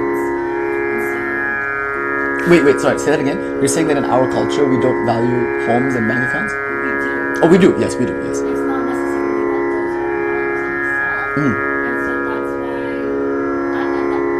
keeping that in mind, what if Shiva actually was talking about what we really value? Could be, yes. I think that's why money is not a good indication of that, because someone could have a lot of money and not value money, and for them they could just throw $50,000 at a guru, and the guru will be like, oh my god, they must be so sincere, they gave such a big donation. But you're right. Maybe that person just doesn't value money or has so much of it that like it wouldn't be valuable. Like them giving $50,000 is less valuable and less a demonstration of their sincerity than like a Shudra giving like $5. You know what I mean? Like the $5 means more to the Shudra, maybe, than the 50,000 meant to the Kshatriya. So you're right. Like we don't know that that's what they value. In the case that it's talking about what we really value, it makes I know. Confusing, interesting. Because if we don't even value the riches, that asks us what do we really value. I know, And but we yes. we can extend that into like family. Yeah, dude. And Do you guys want to come closer, by the way? I'm worried the mic's not picking. Can you guys hear her? Are you hearing these yeah, I mean, if you want, I'm not saying, but like, these are valuable insights, but yeah. Say that again. There's a thought experiment here that I think is quite cool. Like Devi's suggesting an exercise, just tangentially from what we're saying. It's a cool exercise. Yeah, go for it. Okay, so what if the riches or the values, right? He says one who will not give over what he values as a criteria for Shiva's teaching. Yes. I think that's fair for him to be like, I don't want to give up my values to Shiva. Like, if your teachings take away my values, Yeah. I don't want you as my guru anymore. Exactly. And Right. so it is a good barrier in a sense. That's a really great point, Devi. It's like if I have a value and I feel like I have to give up that value for this other thing of value, then I shouldn't be, like, that would be not keeping in integrity. I should be honest about my values and honest about what this thing is, and maybe if it contradicts my values, fuck it. That's cool. Or just like you said earlier, a thought experiment of just like taking a moment to think about what I value. What do I really value? In other words, let me formulate this in a different way. What would you be willing to give up? Not that you need to give it up, but what would you be willing to give up for this knowledge? And Sri Ramkrishna gave this like parable. A boy came to a teacher and asked for knowledge. The teacher took him to a river and waterboarded him, and like held his head under the water, and he was like about to like drown, and then the teacher pulls his head out, and he's like, and the teacher goes, "What did you want most of all those moments when you were underwater?" And he said, "Air, I needed air, I was dying for a breath of air." And the teacher said, "Okay, when you want this knowledge as badly as you wanted air, then come to me." Do you know what I mean? The teacher was saying like, I don't think you have it in you. I think it's a curiosity for you. I think it's just something that like is cool. And to me, that's enough. If this is cool for you, unfortunately, to my bad judgment and my failure to live up to the standards of my own tradition, I don't think that's a problem. I think if you don't care about like spiritual goals, and if you just thought this was cool, I'm willing to be here to share something that I think is also cool. To me, it's enough that it's cool. Do you know what I mean? Like, I don't expect that you're willing to sacrifice everything for it. Some of you are, and that's awesome, but most of you aren't, and why should that be a problem? Why should I not show up and like lecture and share something that is cool to people who might think that it's cool even for 10 minutes? If for 10 minutes you sat and listened to something that you thought was cool, if you were intellectually enriched, artistically, poetically enriched for 10 minutes, I think I've done a service. I think I've done my job. I'm happy for that. But what Shiva is saying is that if you really want to receive this, you have to ask maybe this question: what would you be willing to sacrifice for it? But the stuff you're teaching it has the power to make you lose all that. Yeah, dude. And maybe like you said, like tests, maybe the universe tests us. Like God comes to Abraham, and I don't know how Abraham knows that it's God speaking to him. There's an epistemological issue here, because obviously like Soren Kierkegaard is like, if somebody tells you to kill your own son, if it's a spirit, a voice in the air, and you think God is telling you to do that, I'm speaking of Abraham's like sacrifice, how do you know it's God? But let's just say Abraham knows. Okay, Abraham knows God told him to go kill his son. This motherfucker goes up to a mountain with his son, fully prepared to kill his son. And then God, thankfully, in this story is like, bro, what the fuck? I was just testing you. That's crazy. You were willing to do that? What the okay, dude, chill.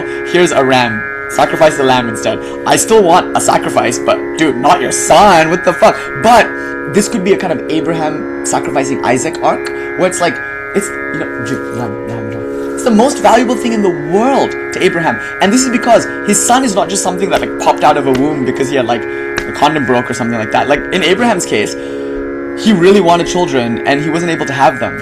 Right? And he's praying and praying and praying for children. Angels are like confirming that he will have children. Like, it's this whole thing, and he finally has children, and they mean the world to him. And God's like, the Lord giveth, the Lord taketh away. I gave you this child. It is not yours, actually. It is mine. Give it back. It's kind of a crazy thing. And Abraham has the spiritual maturity to agree. He says, yes, I did not create this child, nor did my wife. It came through the grace of God. And if that God, from whose grace I received a child, is asking for that child back without question, divine command theory is an ethical model that says whatever God says is ethical, whether or not humans agree.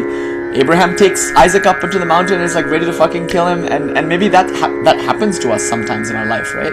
We have moments where we're asked to choose, and in those moments we know what we really value. when it's really mutually exclusive, when it's either this or something else, we understand what our values are and it's all fine. Do you know what I mean? Like, it's all valid. It's so valid to choose something else. Either a different tradition or a different life trajectory or a different way to spend your evening. All of it is valid. No one should feel guilty for walking away for any reason. If you're walking away because you're a Nastika, whatever that means, if you're walking away because you have another guru and another lineage, or if you're walking away because there are just other more valuable things to you, that's all valid and no one should feel guilty for walking away.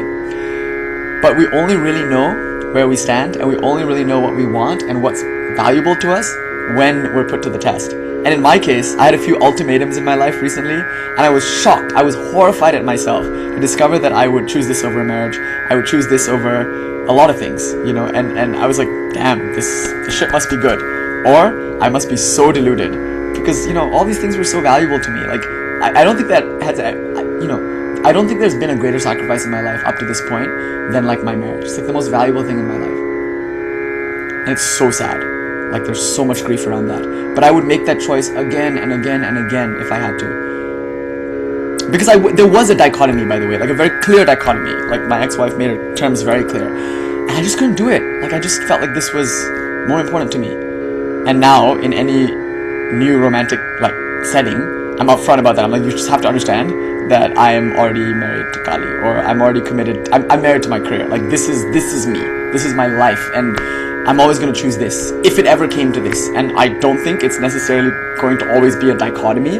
I'm sure, like, a partner who didn't feel like, but no, I think there's something to what you're saying, that like something about reality that maybe puts us in positions that helps us clarify for ourselves what we truly want, and that's wonderful.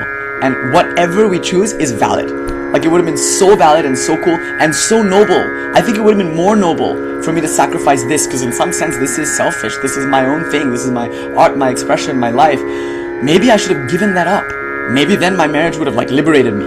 That's the ideal. The Vedic ideal of marriage is sacrifice, and there was something I wasn't willing to sacrifice, and maybe I didn't complete my yajna. In the eyes of ancestors and gods, I didn't live up to the vows that I took at marriage, because there was something I was not willing to throw into that fire. You know, I think I would be celebrated in a Hindu cultural context way more if I was willing to choose my marriage over this. But I'm not.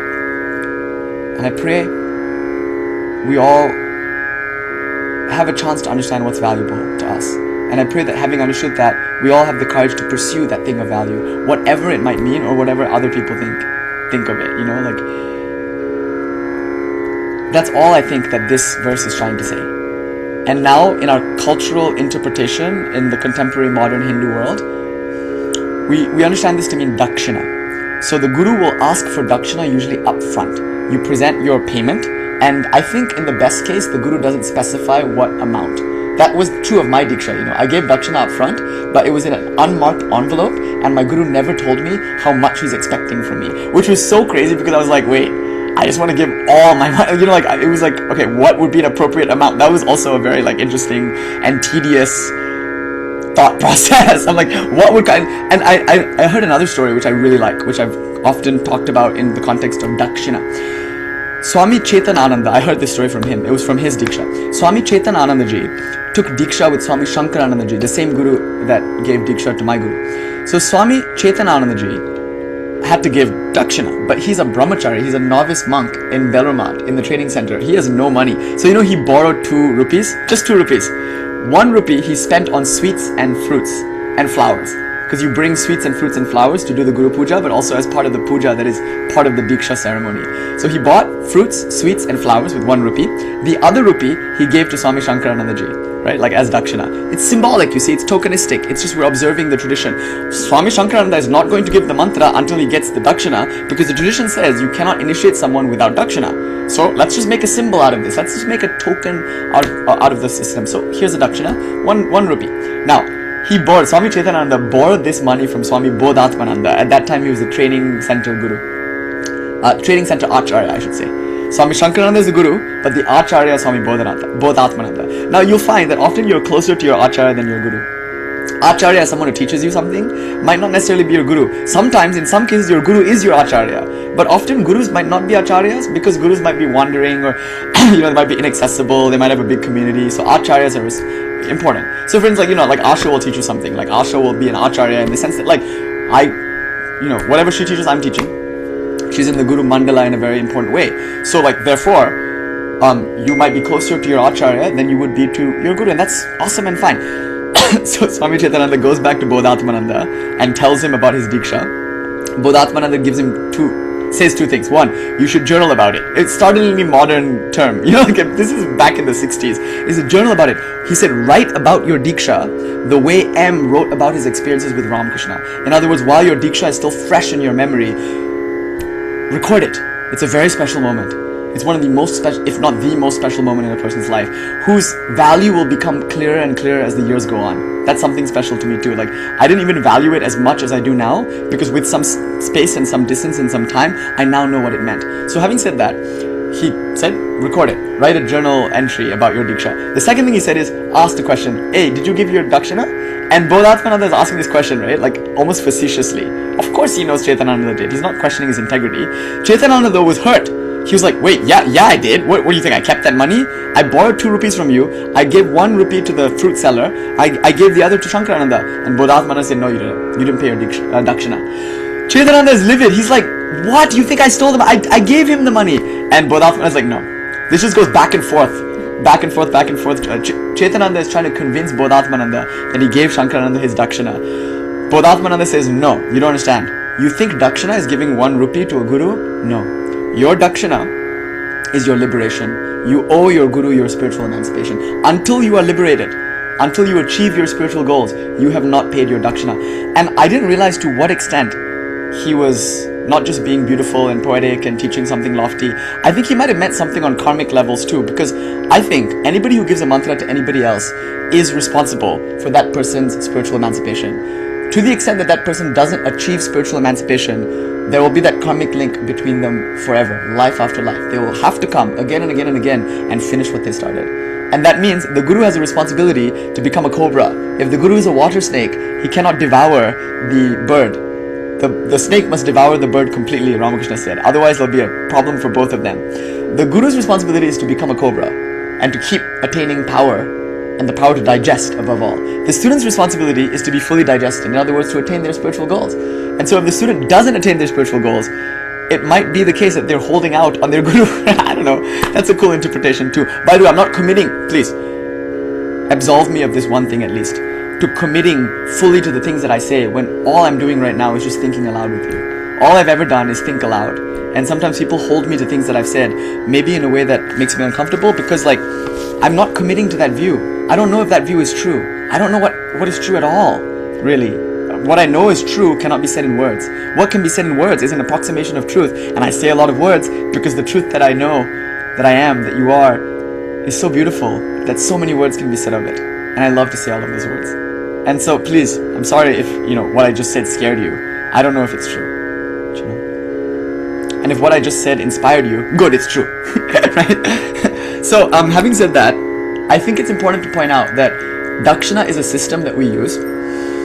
It might be symbolic and tokenistic. You might give a token Dakshina. It might not be numerically adjudicated in terms of money. It might not even be in the currency of the world. It might just be not even save our money. It might be art. It might be volunteering to express to the world what was expressed to you. Being willing to share with others what was shared with you. That to me feels like a really cool Dakshina. And that's why sometimes I get really livid with people in my inner, like those of you who are like, we've been doing this a while together in a very close setting. I get livid when you're not making art or not teaching or not sharing or like hiding, and like I'm like, what? Like you got a treasure and you're just gonna keep it to yourself? You're not gonna like share it with those who come to you, and you just opt out of your role of being there for somebody? Like somebody was there for you, you be there for somebody. Like that kind of pay it forward idea has always valued something that's been valuable to me. Like being part of a lineage is not just receiving, it's giving. It's transmitting the lineage, each in your own ways. And sometimes that's just being willing to listen to somebody and being able to stay with them. And in your heart, the mantra is always repeating itself. That will do something. Like you don't preach. By God, don't preach. But by being there, the mantra is already in your heart. Your living presence of divinity in their life, whether they know it or not. And that's doing something, whether we know it or not. And maybe that's all we have to do, to be willing to be in front of others. So isolationism might be valuable to you. I read Vivekananda, you read Vivekananda, I get livid. I think, wow, your idea of spirituality is running off and hiding somewhere and keeping to yourself all your Shakti. That's not entirely true. Even if you were in a forest or a cave, that Shakti would still transmit through the ether. But I don't know, to me it's just awesome to see people pay it forward. And that's one thing that I value, which is maybe unique to us. And I don't know. But okay, all I want to say is that Lord Shiva has specified the Adhikari. Who can learn Tantra? Who can profit from Tantra? I want to apologize before I go any further in that I have not taken these things as seriously as I should because I've used love and sincerity as an excuse maybe, and I've been negligent and irresponsible because I've only been thinking about those things. If I see someone loves this and is sincere about this, I'm easily fooled. Like, some people have demonstrated sincerity, but it's not a sincerity for this. It's a sincerity for something else that's part of this world. Some people just want to party with me. Some people just like me as a friend or have romantic intentions, which is fine, which is cool. I mean, I love to be liked. I love to have friends. I love to be desired. I love to party. Like, these are all cool things, but maybe the sincerity was not for this. It was for something else that was tangential and adjacent to this, and I've not been discerning with that. I've just been like, yeah, okay, if you're here, you must love it for the same reasons I love it. And more importantly, because I've been negligent and irresponsible in this way, it's meant that I haven't followed these other four things. Are they sincere? I don't know. Are they willing to give over great riches? Fuck, I don't even want to talk about money. Are they initiated by other teachers? Well, I mean, they have discernment, right? Like, if they are coming here and are willing to take this path seriously, I don't think that should contradict their other path. How wrong I was. And more importantly, are they Nastikas? I don't know how to adjudicate this. So what I'm saying now is, like, I'm sorry for my part, and I'm hoping and praying that on your side, you are aware of these things. I'm going to try to make them as explicit as I can. At the beginning of the Tantra, Adhikari is almost always discussed, and that you are honest about these things, and you have the discernment around these things to be able to step away when is necessary. And I think Brandon G made a really good point earlier about FOMO.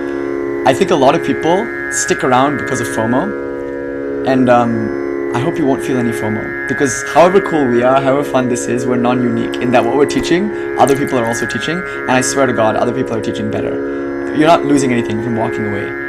Everything you want here is already within you, and I'm not gonna be glib and say, yeah, like, there's nothing to gain from other people and other communities and other teachers. I abhor that view. But there are other teachers, there are other people, there are other texts, there are other settings and communities. Try them out, maybe, before you decide that this one is for you, you know. But if this one is for you, buckle up. Let's get to it. Let's get to work. There's so much to do, so let's do it now. I'm gonna start. Let's do the Yogini Hridaya. I'm gonna take my fucking time. Please don't feel pressure to stick around. We have all heard what the disclaimers are, and I've expressed, hopefully, that I do not know how to enforce or understand or discern. I'm gonna get better, I hope. Ma willing, if I don't somehow manage to, like,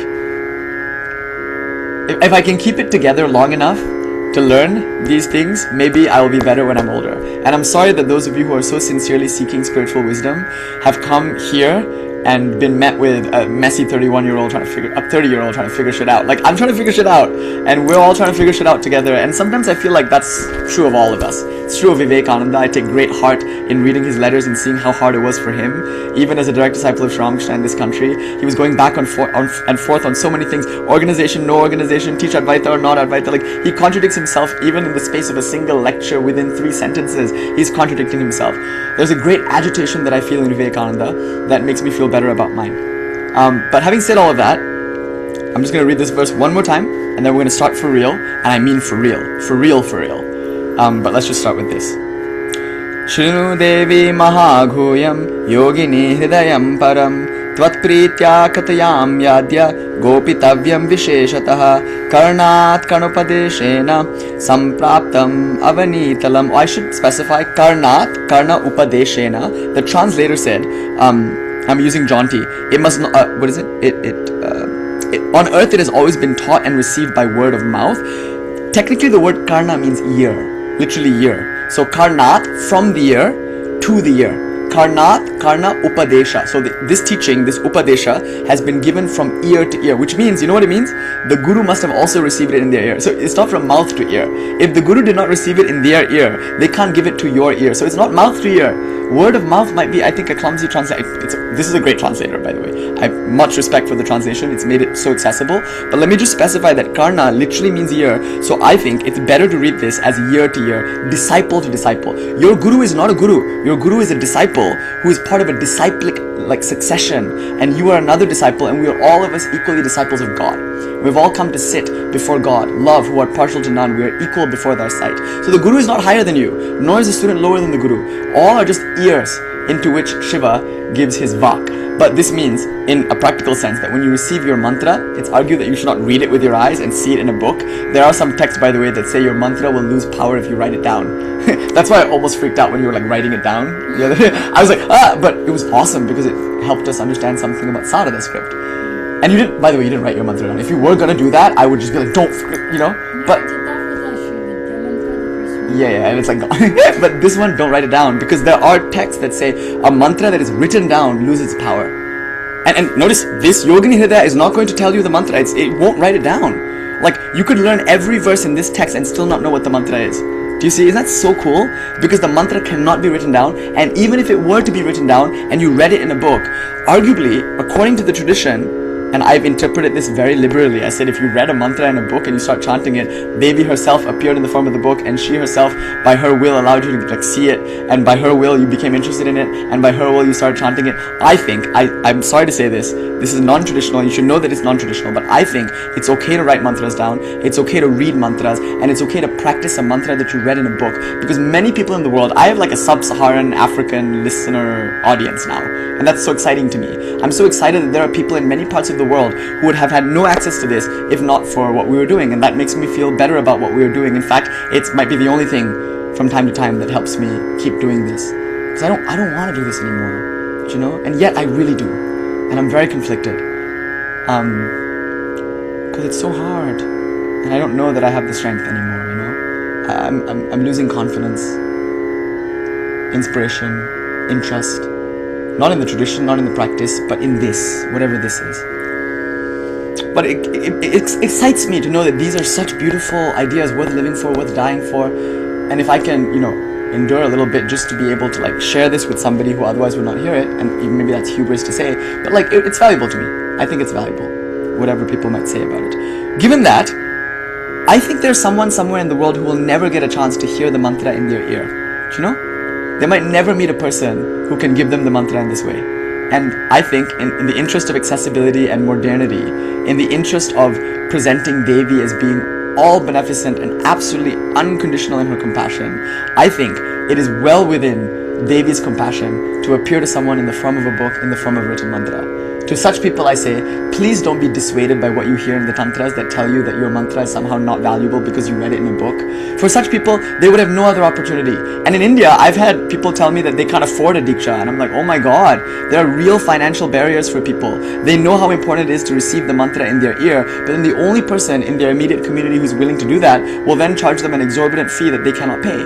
And so I'm thinking, I want to move away from such injunctions because it means exclusivity. It means that people who otherwise would never get this are now forever excluded. So I'm just thinking, why not? Why can't Devi's grace be a mantra written in a book? I've often said in other places, what, you think a mantra loses its power? How can a mantra lose its power? A mantra is inherently powerful. Is it not a mantra of the goddess, synonymous with the goddess? How can it ever lose power? If you reveal a secret mantra, what, it's not powerful anymore? If you read a mantra, it's not powerful anymore? If you write a mantra down, it's not powerful anymore? I've objected to those ideas because they don't seem like empowering ideas to me. And yet, my friends, I must apologize because I've been non-traditional and maybe overly liberal with those things. I'm always going to lean to that side of things, and I have violated some of these rules. And because these rules are so contradictory sometimes, I felt a bit more permissibility in interpreting them along my liberal lines of maximum access. Given that, I should make you aware now that there are verses, Kularnava Tantra being a good example, that say, if you write your mantra down, it loses power. If you read a mantra in the book, you'll go to hell. The Kularnava Tantra will use hell language. If you read a mantra in a book, you'll go to hell. If you write a mantra down, it will lose its power, or you'll go to hell. And I'm like, okay, fine, let's go to hell. But at least I'll be in hell with a mantra. You know what I mean? I do shit like this, you guys. I say shit like this because I believe this. But it's true for me. It might not be true for you, and maybe it's irresponsible for me to infect you or inflict upon you my recklessness, which I've only ever done. And so for my part in that, I'm sorry. I feel really bad about it, honestly. But what I feel good about is this vidya, which is now becoming increasingly available to people all over the world. And if it comes only as a written word, so be it. Having said that though, the karna upadeshena, through the teaching that comes from ear to ear, you can interpret this also as chanting. So even if a person had this in front of them as a text, maybe what it means is that you should chant it, because only when it's chanted aloud or inwardly, only in the way the Sanskrit is presented, only then can the transmission occur on the level that it's trying to be transmitted. So maybe it's not guru to guru, maybe it's just about chanting. I think that's another cool inclusive interpretation. But in the interest of transparency and clarity, the Sanskrit is quite clear. One must hear this from another person who has heard it from another person who has heard it from another person. Lineage is important. And it has been for me, because I don't think I would have been confident or comfortable doing this had I not been part of now 2 lineages. Okay, so 1, receive this from someone who has received it from someone. 2, be an astika. Like if you don't care about this, then maybe you shouldn't do this. 3, be sincere. 4, don't do this if you have another guru. 5, don't do this if you're not willing to give over riches. And let's have another conversation another night about that some more. Okay, done. These are the disclaimers. Now, it goes on to say, it can be given to someone who has been examined and tested during half a year. As soon as one knows it, oh woman with beautiful hips, one attains the state of kechara.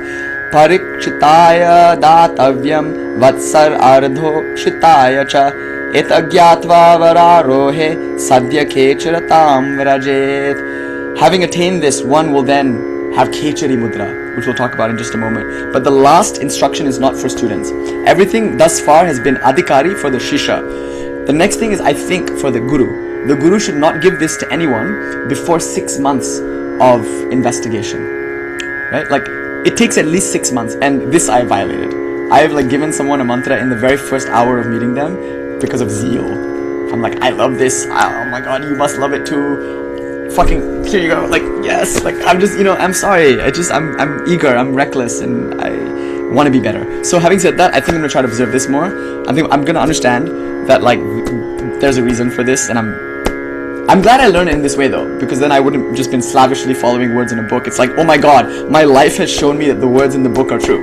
So I mean, from that point of view, anecdotally, I'm gonna try my best to follow this next instruction, where this knowledge, this is, by vidya we mean the mantra, but we also mean the worldview that comes with the mantra. We mean the chakra that diagrammatically represents the mantra. We mean the pūjā that teaches the way to interact with the mantra and the chakra. I'm gonna be better about this and try to wait for at least 6 months of knowing somebody before I get into any of this stuff. So having said that, I'm gonna just pause this recording and get started. Om Shanti Shanti Shanti. Hari Om Tat Sat. Shri Saradharpanamastu. Shri Sangarpanamastu.